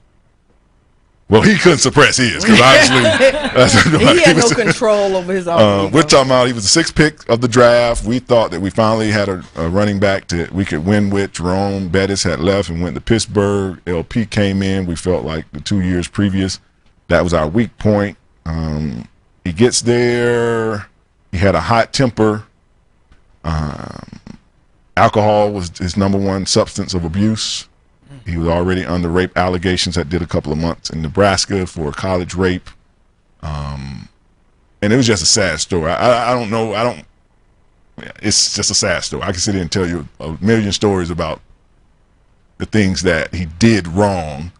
And as I said, he was already in jail, 31-year sentence. Now they have, the cellmate was Damian Seward. He was 37 years old. He was doing 82. He was found about 1 a.m. Do they do rounds at 1 a.m. in the prison? Hey, I've never been to prison. Look, we all look at Kenny. And that's why I'd say I've never been to prison, because I've always had great legal counsel. Thank you. But they do do checks throughout the night because of the propensity for violence. Every hour. Right. Yeah. Well, according to our maybe white he can, producer. Yeah. I mean, well, I guess it won't be too hard to maybe prove some kind of self-defense. I'm in here with a guy that's doing 82 years for first-degree murder. So, hey. It was him or me. Well, he touched me because I was snoring, and if you ever met LP, he was, I don't know how much weight he's gained or lost, but he was about 6'1", about 240 pounds, cut up. So I don't know if the Twinkie. Right. To me, he would have been putting the Twinkie on the pillow. He was one of those guys. Right. Yeah. Now, I'm gonna serve you. Now, this is. There seem to be a lot of cases. My light went off too. They like that Twinkie on the pillow. I'm thinking the hostess. This is what I want to know, and I'm sure it's possible. Obviously, it's possible because it happens all the time. But how do you get to the NFL, which is for most people a lifelong dream, and drag all of that anger and baggage with you? Is there never a moment when you go, man, I made it? You know what I mean? Baby, we did it. All of that, like these dudes with these gang ties, it amazes me. When I was growing up, when the people I ran with in the streets saw that I had the potential to get out, they all made a collective decision to help me go. Look, none of what we do you need to be involved in. Go and make us all proud, because some of us ain't never leaving here. But we can all look at you and be like, that's our dude right there. So it amazes me how these dudes get to the NFL and you take in this baggage with this anger and all this fighting. And now, unfortunately, your situation is absolutely beautiful, but so rare. I think a lot of times in these situations, especially if people don't feel like you're going to take them with you, they'll do whatever they can to try to sabotage you. Now, that doesn't have to mean that they're necessarily present, but they're here and they're going to do things that'll make you, you know, so they'll keep you angry by messing with your family. They'll keep you angry by, you know, having things going on back home where you can't really do anything about it.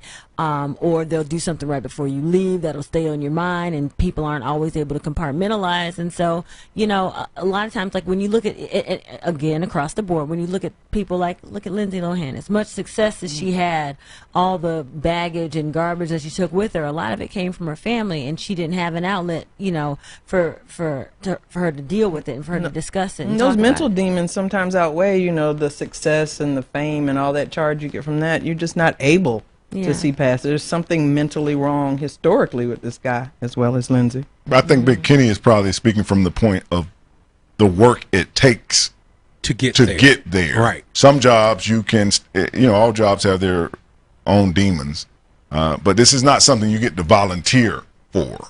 You got to run a lot of miles, take a whole lot of abuse to get to that. You know, like I always tell people, you play 10 years for free before you even can get to the league. You start at some age and you're 12, and it takes you 10 years of it to get to the NFL, and it's the same treatment. It's, you know, it's usually worse at the beginning than it is at the end. A lot of what I imagine makes one angry is the feeling abandoned, the feeling disenfranchised, the being told you're not good enough, the being excluded, all of those things that are pretty much wiped away once you get to the NFL. So, hey, for everybody that said I wasn't good enough, you got I'm good enough. And, you know, all of that's so far behind me now. Here's the secret. I don't think that it always is, and maybe you can speak on this. I think that a lot of people think that that's the case, because I know, and I'm not a sports person, but I am in an industry that's sort of the same. You hear a lot of no's. You have to do a lot of work for free or for little money in order to get the exposure that you need to have the right people see you, to put you in the right, you know,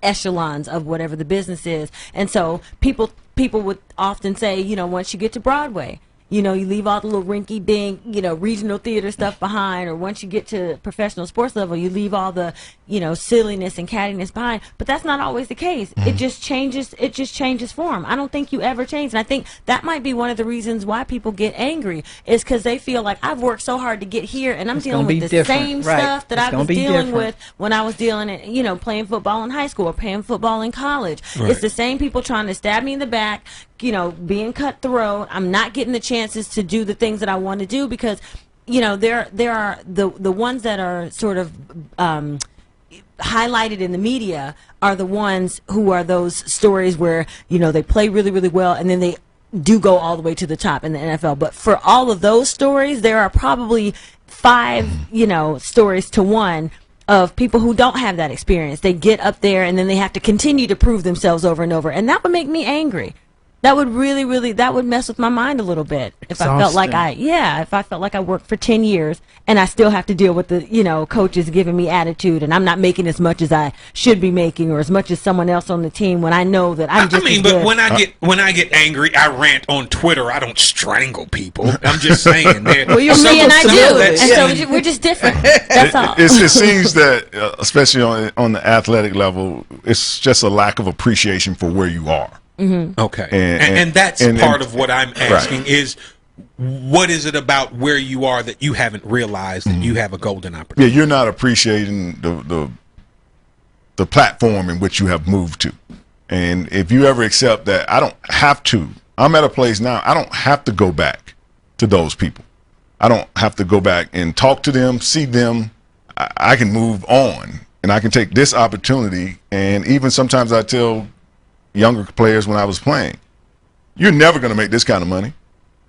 There's no job out there that pays this. We're not qualified to make this kind of money in another profession. We don't know how to invent nothing. We don't know real estate. So what job, you know, paying $7, $8, $9, $10 million just as a job, you know, usually that's the owner of the company. And by the time you've done all this work to get here, you ain't got no time to go back and fine-tune your skills at surgery because your knuckles all messed up, so you can't do handcrafted. And you got the shakes, concussion. Handcrafted lawn furniture by Wayne Gandy. So, you know, you can barely get your finger in a ring. Guys used to have to wear clamp-on wedding rings because their knuckles always would get swollen. And, you know, so clamp-on. Yeah, they used to have the little class. Yeah, I'm the only one seeing those. On a wedding? I don't know this. Oh, maybe I have to find one. We'll be back You right only after get this. them designed with that NFL money. Yeah, we don't want them to come on.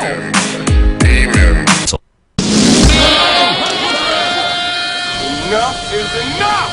I have had it! Why so serious? And we hold the world ransom for Wayne Gandy.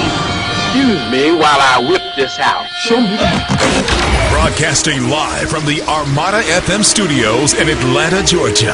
This is the Sports Joc Show with Wayne Gandy.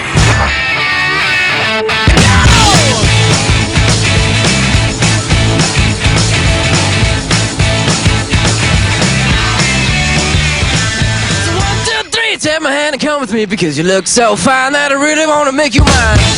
Welcome back to the Sports Joc Show. I'm the Sports Joc Wayne Gandy. Just some quick little notes before I bring my cast back on. We have the beautiful Miss Erica Ash, as I said, bisexual Erica Ash. We have the Truth in the building. And we have our funny man, Big Kenny. We'll get Erica on. We don't want to be too insensitive about her situation, but Big Kenny swears that he can convert her out of that. If you can convert people, can you convert them out of that kind of stuff? She got her toes out, and Big Kenny loves that. So, over in Germany, 65-year-old pregnant lady. She's pregnant at 65. She's a teacher. She already had 13 children, age 9 to 44. She did that thing where y'all put the baby in. You know, I don't know all that baby pregnancy stuff, but she had that. They fertilized, implanted her inside of her in a Germany clinic, only in Germany, I guess, that you can be 65. I wonder if they were worried about different, like Down syndrome and stuff like that, don't you? Your body, are you supposed to be having, I know back in the biblical times, Abraham's wife had children about 90. No? It's just me read that part of the Bible. Okay. In high school here in Georgia, just a quick note, because my thing was football. You've changed the rules a lot. Some of them I don't agree with. Most of them I don't agree with. Once again, you're limiting in football practice to 45 minutes of contact a day and only 135 per week. So that basically 3 times a week I can go for 45 minutes, and only 30 minutes two times a week am I allowed. If you were asking somebody like me, I know you're trying to change things to cut down on injuries, but if you're going to fight a 15-round fight, you have to train for a 15-round fight. You can't train for a 15-round fight by training for 5 rounds. And I say that to say, you're going to want me to go out and play 60, 70 plays. The game didn't get shorter, but you're only going to really train me physically to handle 20 plays. Most injuries occur in football and in sports, whether you know it or not, when fatigue sets in. You start doing things bad. You start tackling bad. You start reaching. You start, you're not as quick. You're not as alert because you're tired. And the things you would have avoided when you were alert, you can't now. So I don't know. That's some of the old school coaches have a problem. I have a problem. I just know that the game didn't get shorter, but everything else seems to be getting shorter, and you're going to wonder why your son is all beat up. And I guess a couple of girls here in the country play football at certain high schools. So kids, it's not. And intern, Kai, I'm sorry because I don't want you to get a case for bullying. I know when you came in with the donuts, you might be calling your lawyer back there about me bullying. You know how sensitive y'all are. They used to, bring your little fat butt in here with them donuts. That's what I would have got 30 years ago. Excuse you, ma'am. Smelling like that liniment. Talking to me like that. That's how I used to talk to them old people. Sound like that. Like that vapor rub. Why y'all got all that vapor rub on you? I don't know. We rub it right on their chest too. That is not sexy at all. I see why Mr. Williams cheating. Oh, that vapor rub in the middle of your chest. Can't say that. It's 11 o'clock. We can keep your nasal passages open. But I have my cast of characters in here today. We are ready for this last hour. This is the movies, birthdays, and entertainment. Fast and the Furious 7 still up as the #1 movie of the year. It's the only movie out. That's why. Go look at the movie board and tell me if there's anything other than that you even want to see. They put it out at the perfect time. The weakest part of the year is April. They put their movie out, and there's nothing else out there to watch. So I guess people keep going back. They've already, in 3 weeks, got up to $1.5 billion. I did see it. It was a little sad because you kept knowing your boy was dead. And it was interesting to see the couple of scenes that they had to cut. So you always know they cut away, kind of like when they do the stunts and you know it's not the actor, where they show you the face and then it's the back of the body. And they show you the face and it's the back of the body. Then I'm at the room. And it's like, yeah, so you're telling me that Tom Cruise at 55. And they had a scene, they jumped through 3 buildings. That part is just, whoever's thinking of that stuff is smoking some good weed. Because they don't. The first building wasn't enough. They don't jump the car through 1 building and Vin Diesel with that same old boring monotone voice. Ride till we die. Don't we ride till we die? Well, I wasn't gonna tell you. Stop. Come on, Ben. Get a little range to your character, man. You've been doing that for 4 decades. What is he gonna say? We ride till we die. Oh man, Bruce Jenner, Diane Sawyer. Is it still Bruce? We'll see. Speaking of riding till you die. Oh my God! Stop. I'm not the one that gave him the operation. Bruce Jenner. Let's see Bruce Jenner on Diane. In silhouette. Friday. Gold medal, record-shattering Olympic hero, high-energy, big-hearted dad, celebrity, living every day in the harsh glare of the paparazzi. Now, finally, Bruce Jenner. My whole life has been getting me ready for this. On Family. Those are the only ones I'm concerned with. I can't let myself hurt them. And the journey, the decisions, the future. Bruce Jenner, The Interview. It made me who I am. Friday at 9/8 Central on ABC.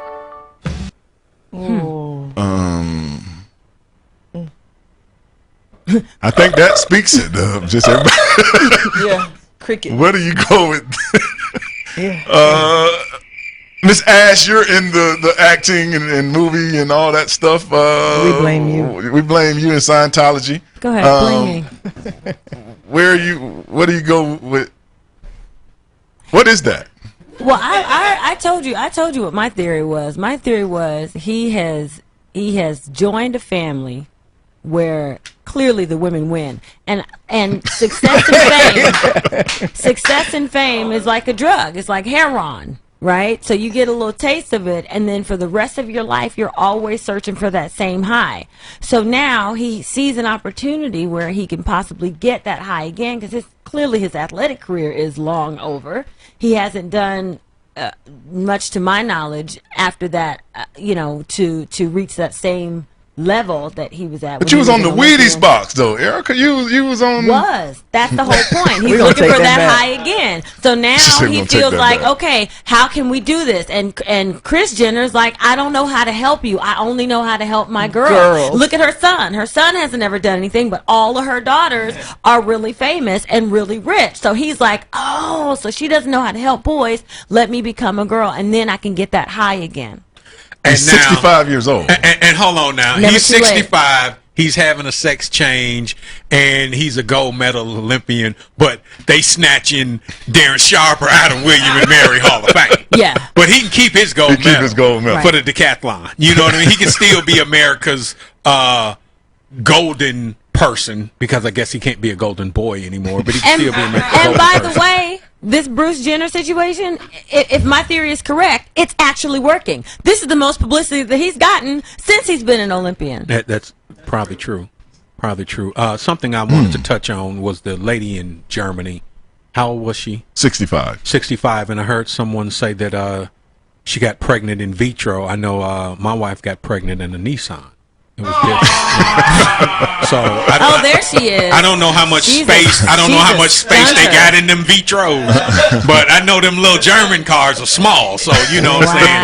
That was a feat in itself for her to be able to get pregnant in vitro. Now, she's not the oldest. They had someone on the cover of, I want to say, The New Yorker a few years back who was in her 70s here in America, who was gotten pregnant. That's not cruelty to children. That's not a case for child abandonment. I think this lady's 68 years old. By the time her child is 10, premeditated child abandonment. I'm saying, by the time your child turns 10, you clocking out. I like it. Yeah.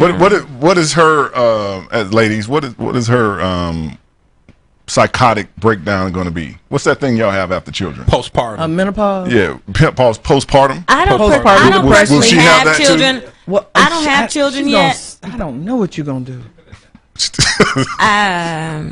She's not gonna die. What I'm saying, all of that stuff is usually hormonal. She's 68. Her hormones are exactly. dead. And here's the thing. And one thing she has no more chemical nothing. Well, maybe in she's her got body. this thing right. Maybe the rest of us have done it wrong, doing it all early in life. Well, you know what? That's a new thing. Women are starting to, the new age is starting to be, when you turn 40 something, that people start having kids. But she's gonna have to put the kids on a leash. Well, they do that anyway. People in their No, 20s I'm put their kids on saying- leashes. That's like 4 years from now, they go to the water park. The best part She about can't- having 4 kids years. is making them. You Who got wants that to right. make them with a 68? some would argue that if a Deviled woman can eggs. still get her cycle, then God means for her to be able to reproduce. Oh man! As we go to break, Percy Sledge. When a man loves a woman, as Big Kenny said, the best part is making the baby. Passed away, age 74. We get a little of that when we come back. Johnny Kemp. He passed away also. This song, what year was this? 87? Damn. I didn't have no job back then. But let's go back to a break. We'll be back for Sports Joc Show in a minute. The Wayne Gandy football camp turns 20 this year, coming to Haines City, Florida, April 25th. Over the past 20 years, participants have included Warwick Dunn, Hines Ward, and Roddy White, just to name a few. Call Andrew Williams for more info or email info@thesportsjoc.com.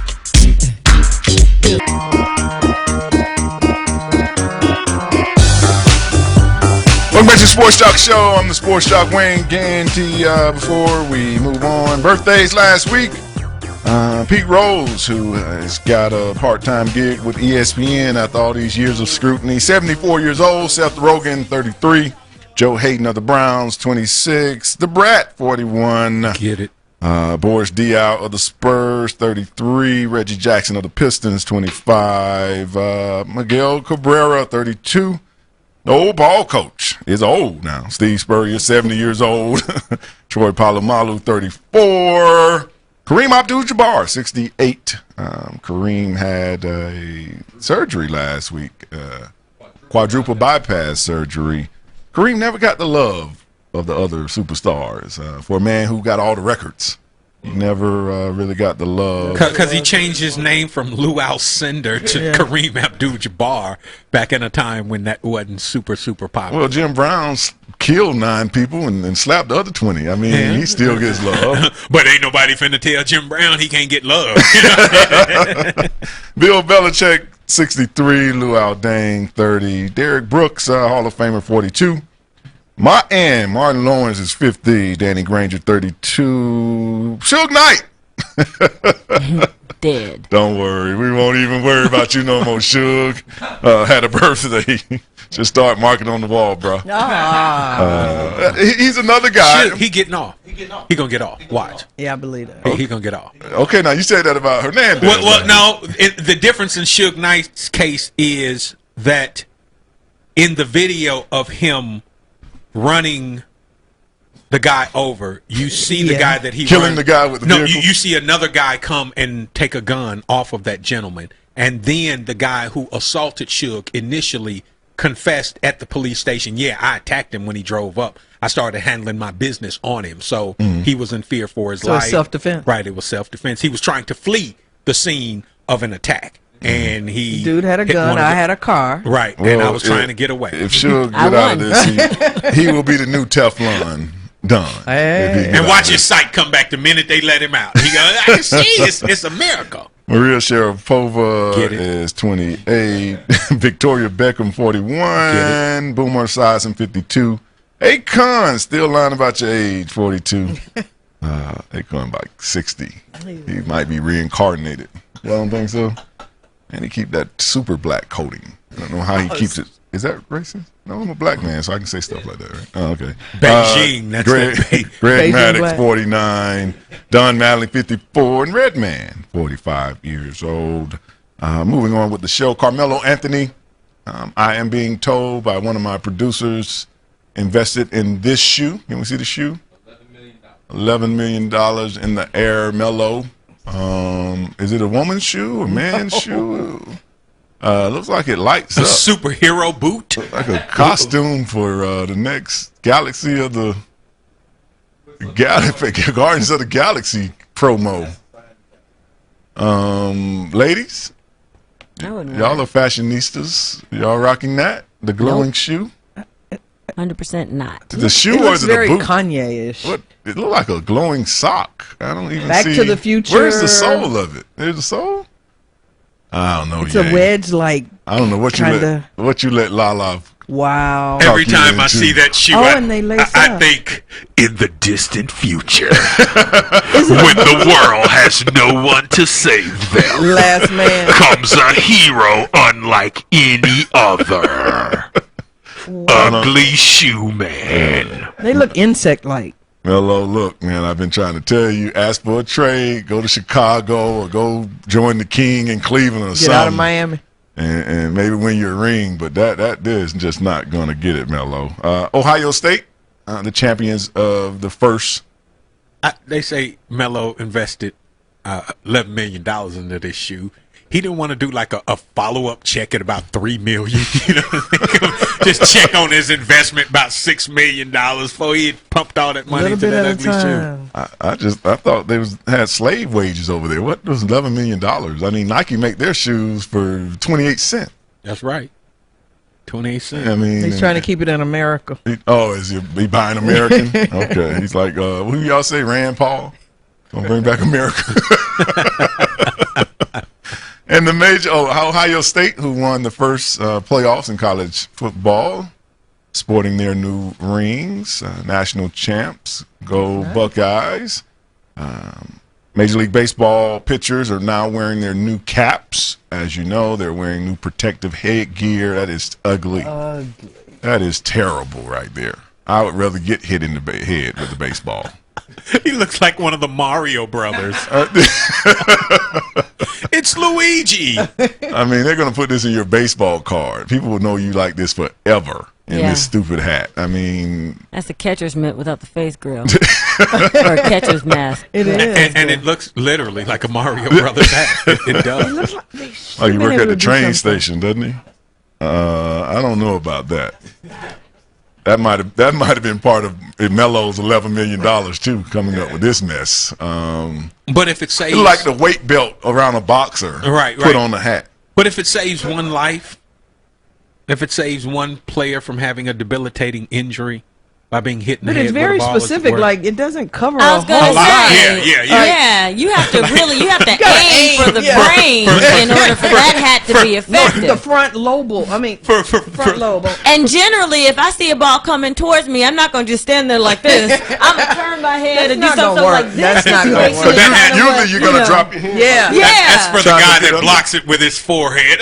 Yeah. He's like going to headbutt the ball when it comes. But like when he drops his head, is this picture depicts, it's going to hit him at the top of the head. Where's the protection there? My first question would be, did you test this on a live subject? Or did you just test this on a mannequin to see the damage that the mannequin, because you would have had to have a robot moving, as Erica is trying to say, because the picture is not going to just stop like, oh, I got on this protective headgear. I don't have to duck. Just take one for the team. Yeah, bring it. It works. I don't know about that, Major League Baseball. How about y'all stop being so lazy and get out of the throwing motion and get ready? That worked for a long time. You throw the ball and get ready. That's what you do instead of just being so fat and drunk on beer sitting in the clubhouse. Because I wondered, how did they manage the other 150 years of baseball? You know what I mean? Without the ugly Without hat. Kevlar. This goes back to what you were saying about the whole football thing. That people are under preparing for and setting themselves up for failure and way more injury. Because you generally last a lot less on the day. So that's why people really go above and beyond. So this little stuff right here that they're doing, you need to go above and beyond. They need to wear a full bodysuit. It supports your laziness, basically. Yeah, that's what it does. Exactly. You don't have to move. Shout out to the manufacturer, though. Yeah, they know how to make that money, don't they? Yeah, they got the little league, because they make the little league kids that play infield wear chest protectors. America. If you ever have little league baseball, they make them wear that chest thing. So the parents are saying, if the ball hit them in the chest, it's going to stop their heart. And I'm like, the glove that he has on his left or right hand can stop the ball too. His daddy punching him. If it hit him in his chest, maybe it's a sign that you can't play baseball. Right. And if the ball hits him in his chest, then that's a good batter, because they usually never get the ball that far out into the outfield in the little league. Oh man, Jameis Winston, Marcus Mariota, Melvin Gordon, basically. 5 of the top 7 people have signed with Nike. Nike is basically monopolizing that. We will have the first pick under our contract. We're just going to sign all of y'all. Since we can't gauge who's going to be the first pick, we got so much money, we're just going to sign everybody. So we already got that set. So 5 of the top 6 people that they said will be going in the draft, which is in 2 weeks. May 2nd, as I said, the draft is that weekend. The Kentucky Derby is that week. And the fight between Floyd and Pacquiao, which we'll talk about in a second, is also that week. At the Kentucky Derby, for you people that are attending, they are not allowing selfie sticks. They said they had a problem last year with the selfie stick, that people were probably knocking off people's hats. I guess so. Big old hats and no selfie sticks. That's a recipe for disaster to me. So they are cutting that out. And at the university, the University of Kentucky's quarterback was at Western Kentucky, correct? And got punched. Is that what the video we're going to see? Let's see this video if you're watching on the Sports Joc page. That's the University of Kentucky player. Okay. He's the quarterback, and that is a Western Kentucky player. They're at like a office. Assault with a deadly weapon. If you're not watching the page, first of all, why are the other guys in there with a wife beater on? That guy right there at the bottom of the screen. Wow. Big Kenny? I mean, he knocked him out. I mean, cold. He's laid out. Is this some teammates? Because none of them trying to help him. They acting like they don't know him. And look at everybody walking around like, clean up on aisle 3, clean up on aisle 3. Wow. He's staggering. Oh, man. And His boy tried to get his hat back on. That's friends. And he's just I don't know. Oh, yeah, you got to get the report on what happened before all this happened. I'm confused. That's the assistance I need with my hat. Yeah. You know what I mean? Now, you let the dude walk up on me and knock me flat out. And my teeth are on the floor. Right, but you help me with the hat. We got to get the backstory on, was it an altercation outside, and now because they look like they was in a police office or something, with the dorm. Well, he came in and took his shirt off, so that was clearly he was setting himself up. I don't even think I want to watch. People don't. I don't either. But look at him. Look at him when he comes in. He takes his shirt off. You're not paying attention if a dude knocks you out after taking his shirt off. You're not paying attention. Heads up. I'm about to hit he you. is, Oh. I mean, it's going to be a quick court case. Where is he? He left his sweatshirt on the ground, too, didn't he? Or did he give it to his homeboy? We'll figure it all out when we come back. 888-926-7562. Nobody helped, dude. Welcome back to the Sports Joc Show. I'm the Sports Joc Wayne Gandy. We're going to stop here a minute to do a little eating. The Sports Joc has not had breakfast. I don't know if this counts as a food group, but we do have what I think they should serve in prison, just bread and corn. Y'all don't remember that? But no, not the olive oil, but it's funny I just said all the prisoners need to do is get some corn every day and some bread. But we have the co-owner of Atlanta Olive Oil Company, Miss Hillary Dunson, in the building. As you know, she's been one of the Sports Joc's sponsors as of late, and she has brought us in some delicious treats because I see that Erica's whole plate is gone, and I haven't even gotten around to. And I know how greedy she is, and we have Big Kenny's favorite side, alcohol, to go along with. It's one of the major food groups. Good morning, and thank you, Miss Hillary Dunson. Good morning to you. Good morning. We have a plate here. Okay. Now, what am I have sitting beside me? Your Georgia peach balsamic vinegar. So the Georgia peach you're enjoying in your Prosecco. So the Georgia peach we use as a sweetener for our Prosecco, which gives you the flavor of a peach Bellini. Okay. Without all the calories that you would get in like a peach, with the peach nectar.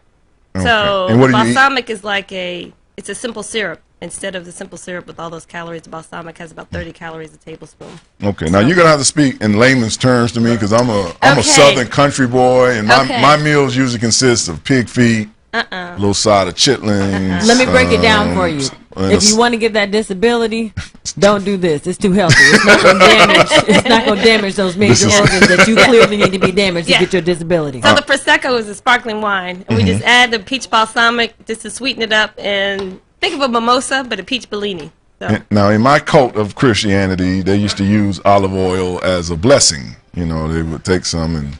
Well, this will bless your insides. I feel blessed. This will bless your insides because it's a natural cleansing. Olive oil is a natural cleanser for your body. Now, this is not some kind of olive oil drink. This is just. That's balsamic vinegar. This is right here. Yeah, in your Prosecco. I just tasted it at the end. Yeah, just take a sip. Trust me. Trust me. Don the Sports Joc. Let's see. I would like to get your blessings to do with the business with the Atlanta Olive Oil Company. So you take champagne and you put the peach balsamic, Georgia peach balsamic. Really? Yes, balsamic vinegar. Y'all are way too fancy, man. This is like the cloud to me. It's just way too deep. I just wanted to stay on texting. Bringing fancy food and gourmet foods to Atlanta. Now we have Changing here. The culture. We have on the plate. We have popcorn. And And just baguettes. What do you call these just little Italian things? bread. Just Italian bread. Oh, excuse me. Baguette, I just Italian left bread. Wonder. I just left Wonder Bread. We up to Italian right now. See, these people over here, they over here on that pumpernickel and stuff like that. I would like to know, we've got like a peach flavored, we've got a chocolate flavored oil. Are there any other uses besides food where you could incorporate these oils into your life? You don't have to answer Let that. me try. You Now, can Wait a minute. This is hard-hitting journalism. Hey, here you go. We're answering the questions that people want to know. Once you put by your bottle, you can drizzle it on anything you'd like. Okay? Thank you very like much. that answer. Thank you so much. Now, Hillary, what All am about the drizzle. What am I eating here on the bread? On the bread, you have our natural butter-flavored olive oil, which gives you the flavor of butter, but the good fats that you have in olive oil as opposed to the bad fats that you have in butter. So this is not And then you also Paula have Deen. No, it's not worthy. Paula Deen. No, Okay. no. And it's also our Tuscan herb olive oil, which is our olive oil which is infused with several different herbs like oregano, sage, and so forth. And that's drizzled on the bread and the popcorn. And all of our products are extra virgin olive oils. They're all organic.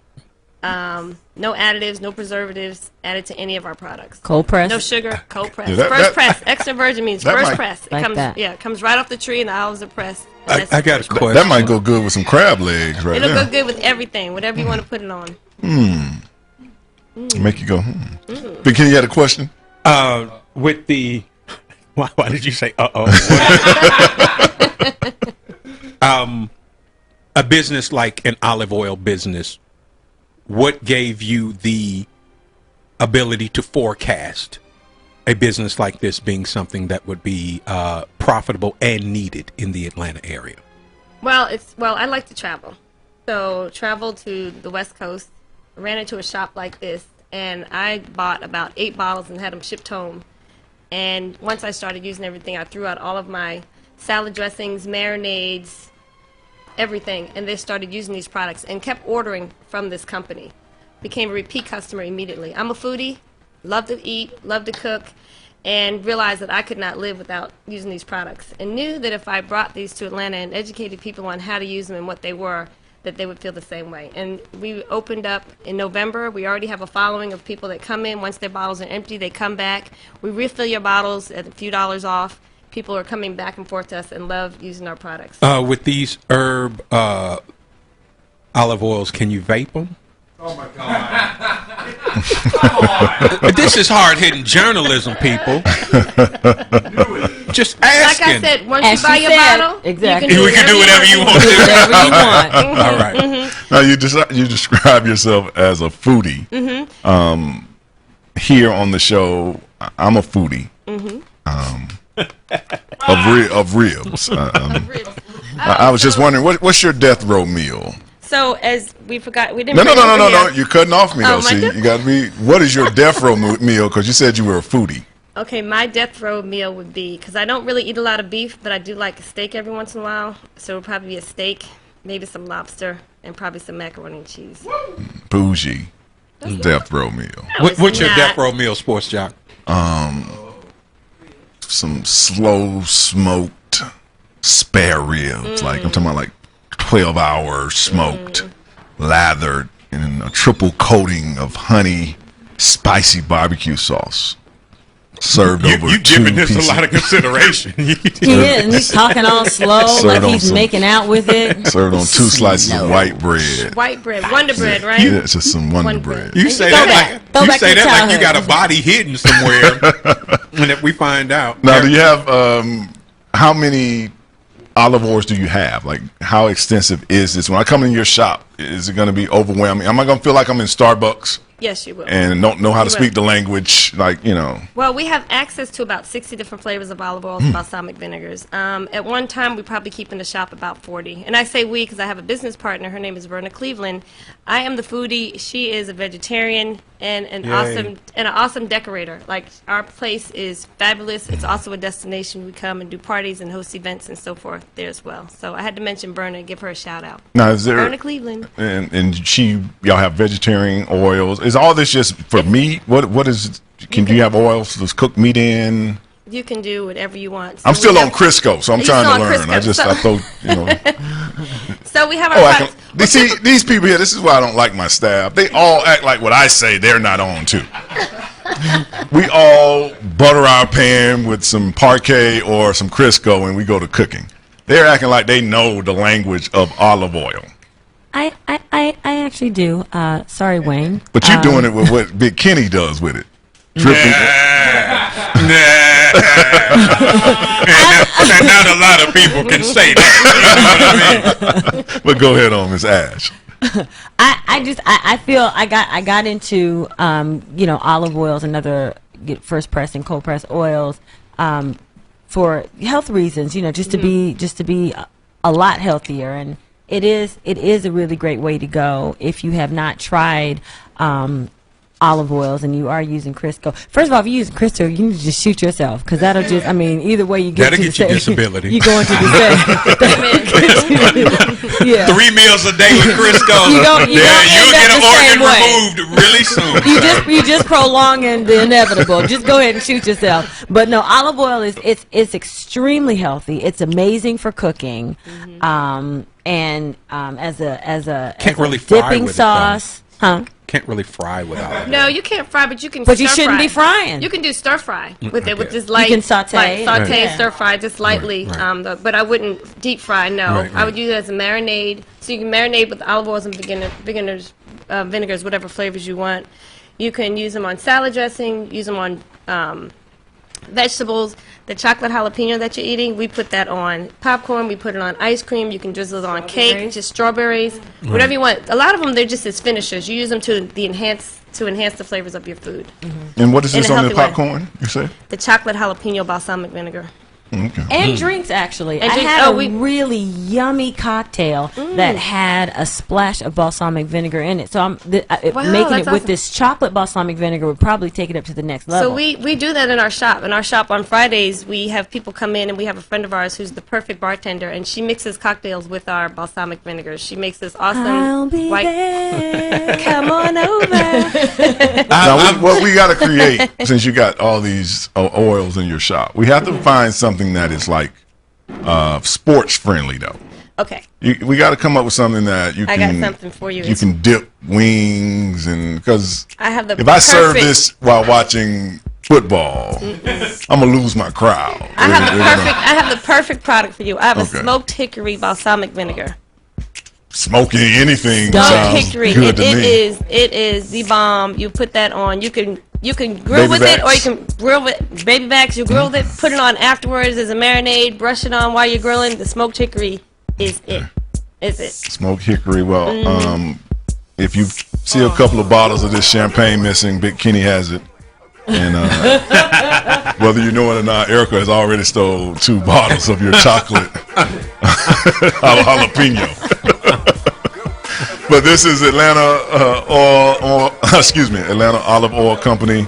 It is at, where's the address? There we go. It's located at 1133 Huff Road. Woo! That's high rent district if y'all don't know. 1133 Huff Road here in Atlanta, Georgia. The phone number is 404-549-2322. Thank you for coming on. I will definitely get whatever that was on the popcorn. Will be going home with me. Atlanta Olive Oil Company. The website is AtlantaOilCom.com. I'm terrible with this dot stuff, but oil.com. We'll be back 888-926-7562. You fancy what they say. Welcome back to the Sports Joc Show. I'm the Sports Joc Wayne Gandy. Once again, we would like to thank Miss Hillary Dunson, Atlanta Olive Oil Company, AtlantaOliveOil.com, 404-549-2322, located at 1133 Huff Road, Atlanta, Georgia.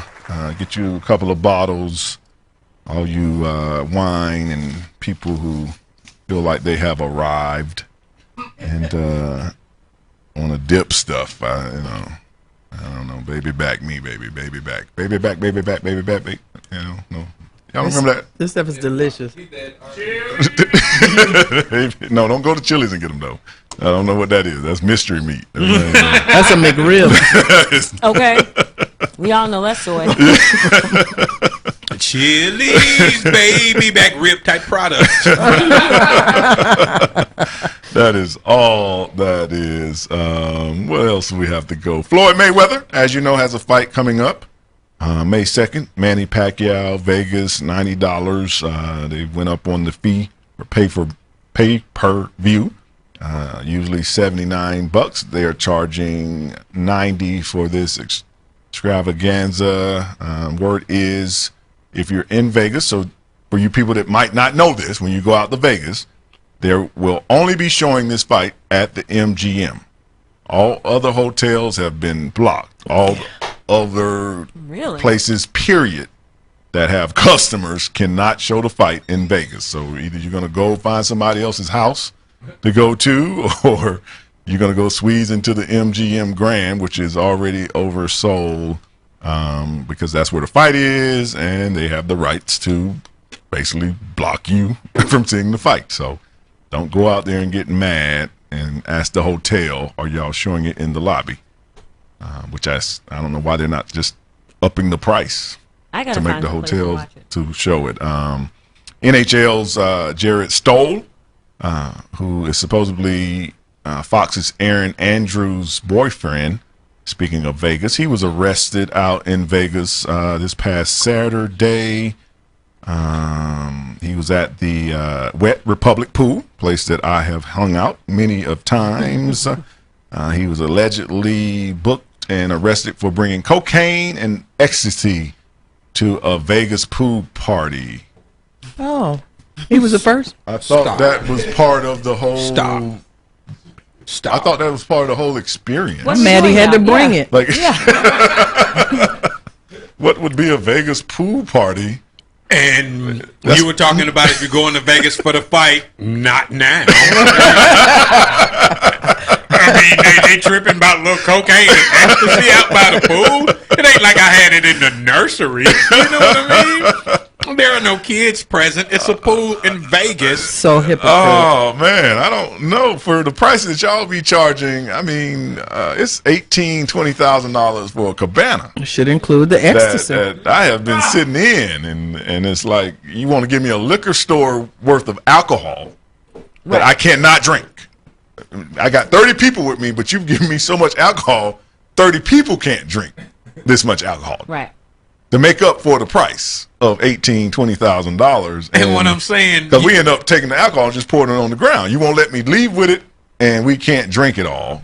We pour it on the ground because I'll be doggone. You're too selfish to let them sell have it and sell it to somebody else. So, and if you're ever wondering why your club floor is wet, it's because the Sports Joc used to pour the alcohol.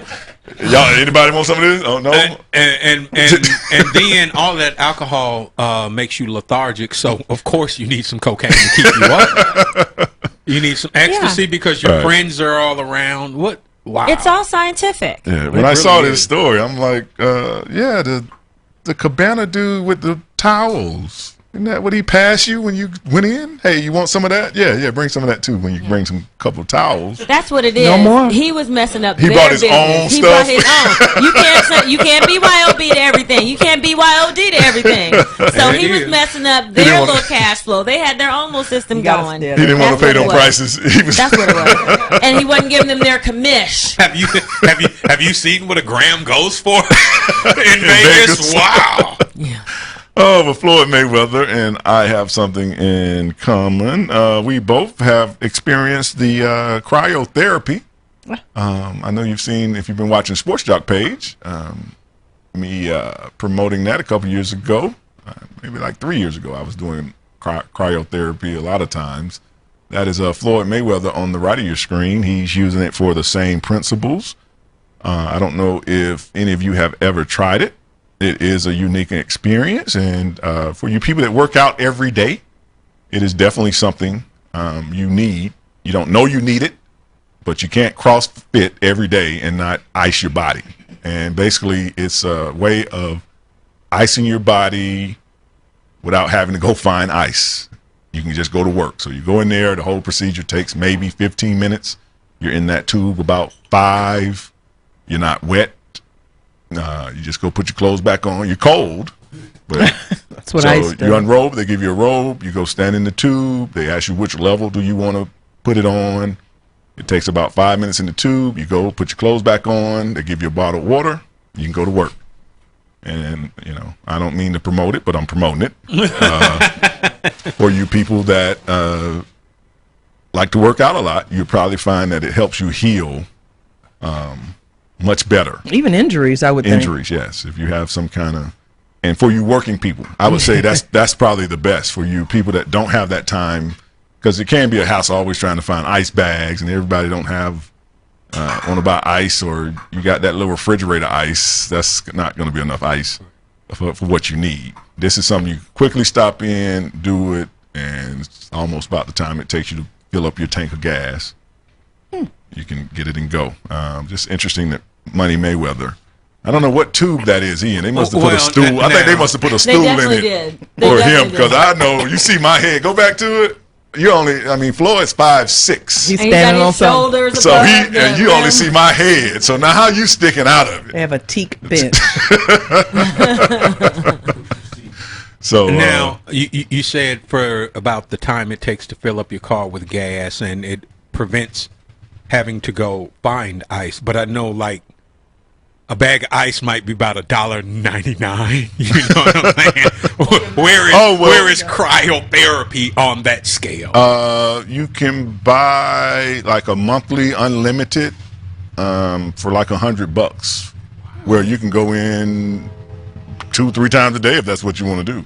It's not like overly expensive. So it's like hot yoga's bipolar cousin. Yeah, and a lot of them are next to, I know here in Atlanta, two I know of, they're like next to gyms. So you can literally walk out, go get, shower, go do this, and get in your car, and, gave your body a little relief.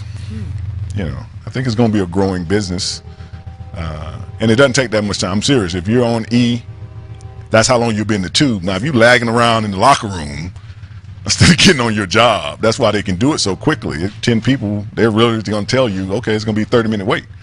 That's how fast you're coming in. And some of them have 2 or 3 tubes, and they're selling these machines to a lot of pro teams for guys that don't really have an injury but want to get a little ice real quick without sitting there all day. Because an ice bath. Yeah, if you sit, we used to have to get in these big ice tubs, and you got to stand there for 20, 30 minutes. And then you Now I noticed the one, because I have actually been watching on Sports Joc the clips of you doing it, and you said that you wouldn't be able to last. So it's much colder than the actual ice bath that you have to get into, or that you normally get into. It's just instant. So that's the thing that throws you. I mean, you're No not build really. up. Yeah, it's no lag time. It's like, let's go. It's cold now. It's like freezing, like fast freezing some meat, I guess. It's just like. And they give you something if you want to keep your socks on, or put your gloves for your hands based on what you want to cover. But the ice doesn't do the same thing. I mean, the ice is. I mean, to me, I would think you're sitting in a tub of ice. But I'm saying, instead of taking me 25 minutes, I can get about 90% of that same result in 5 minutes. Okay. I've always wondered, when I see players sitting in the ice bath, how much pain do you have to be in to submerge yourself in a tub full of ice and sit there for 30 minutes? I'm sure that takes a considerable amount of pain to even be able to sit through that process. Yeah, it feels like you're burning, and you actually have to build up a tolerance for it, because at first it's almost like getting in the pool. You start with your feet. Then you start to get it down to your knees, and then as for men, you're sitting there. Okay, it's time to put them, in there. We have sensitive spots too. And it's like, but y'all stuff don't shrink. And you'll see guys. Yeah. You'll see guys take. Trust me, I know. You see guys, they will dip a towel in the hot tub and stick it in their shorts. Cheaters. So they can get in. It's the tricks of the trade, man. You can't, because that's really when it's like, whoa. So, but you need it. You don't have to necessarily be in pain. It's more of a recovery thing. because you might have a second practice, or tomorrow we got to go back. So you're just trying to regenerate the body, because like anything, fresh blood moving is the principle of health. Most things that go wrong with us is because the blood circulation is bad, and that's when you start having problems. But we in the ocean, I guess so. Thank you, ladies and gentlemen. How'd that happen? We got here quick. The truth is, he will throw your ass in the ocean. It's time to wrap things up on the Sports Joc Show with Wayne Gandy.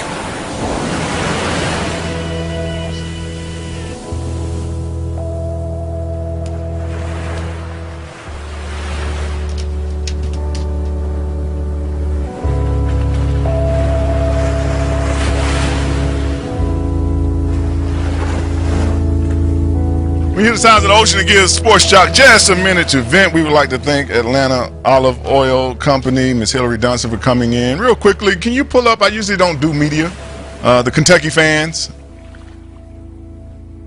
You got these Kentucky women out here licking Devin Booker's car, posting it on Instagram and Twitter. They walk by his car and lick the handle of the car. The thirstiness has to stop. How thirsty do you want a man?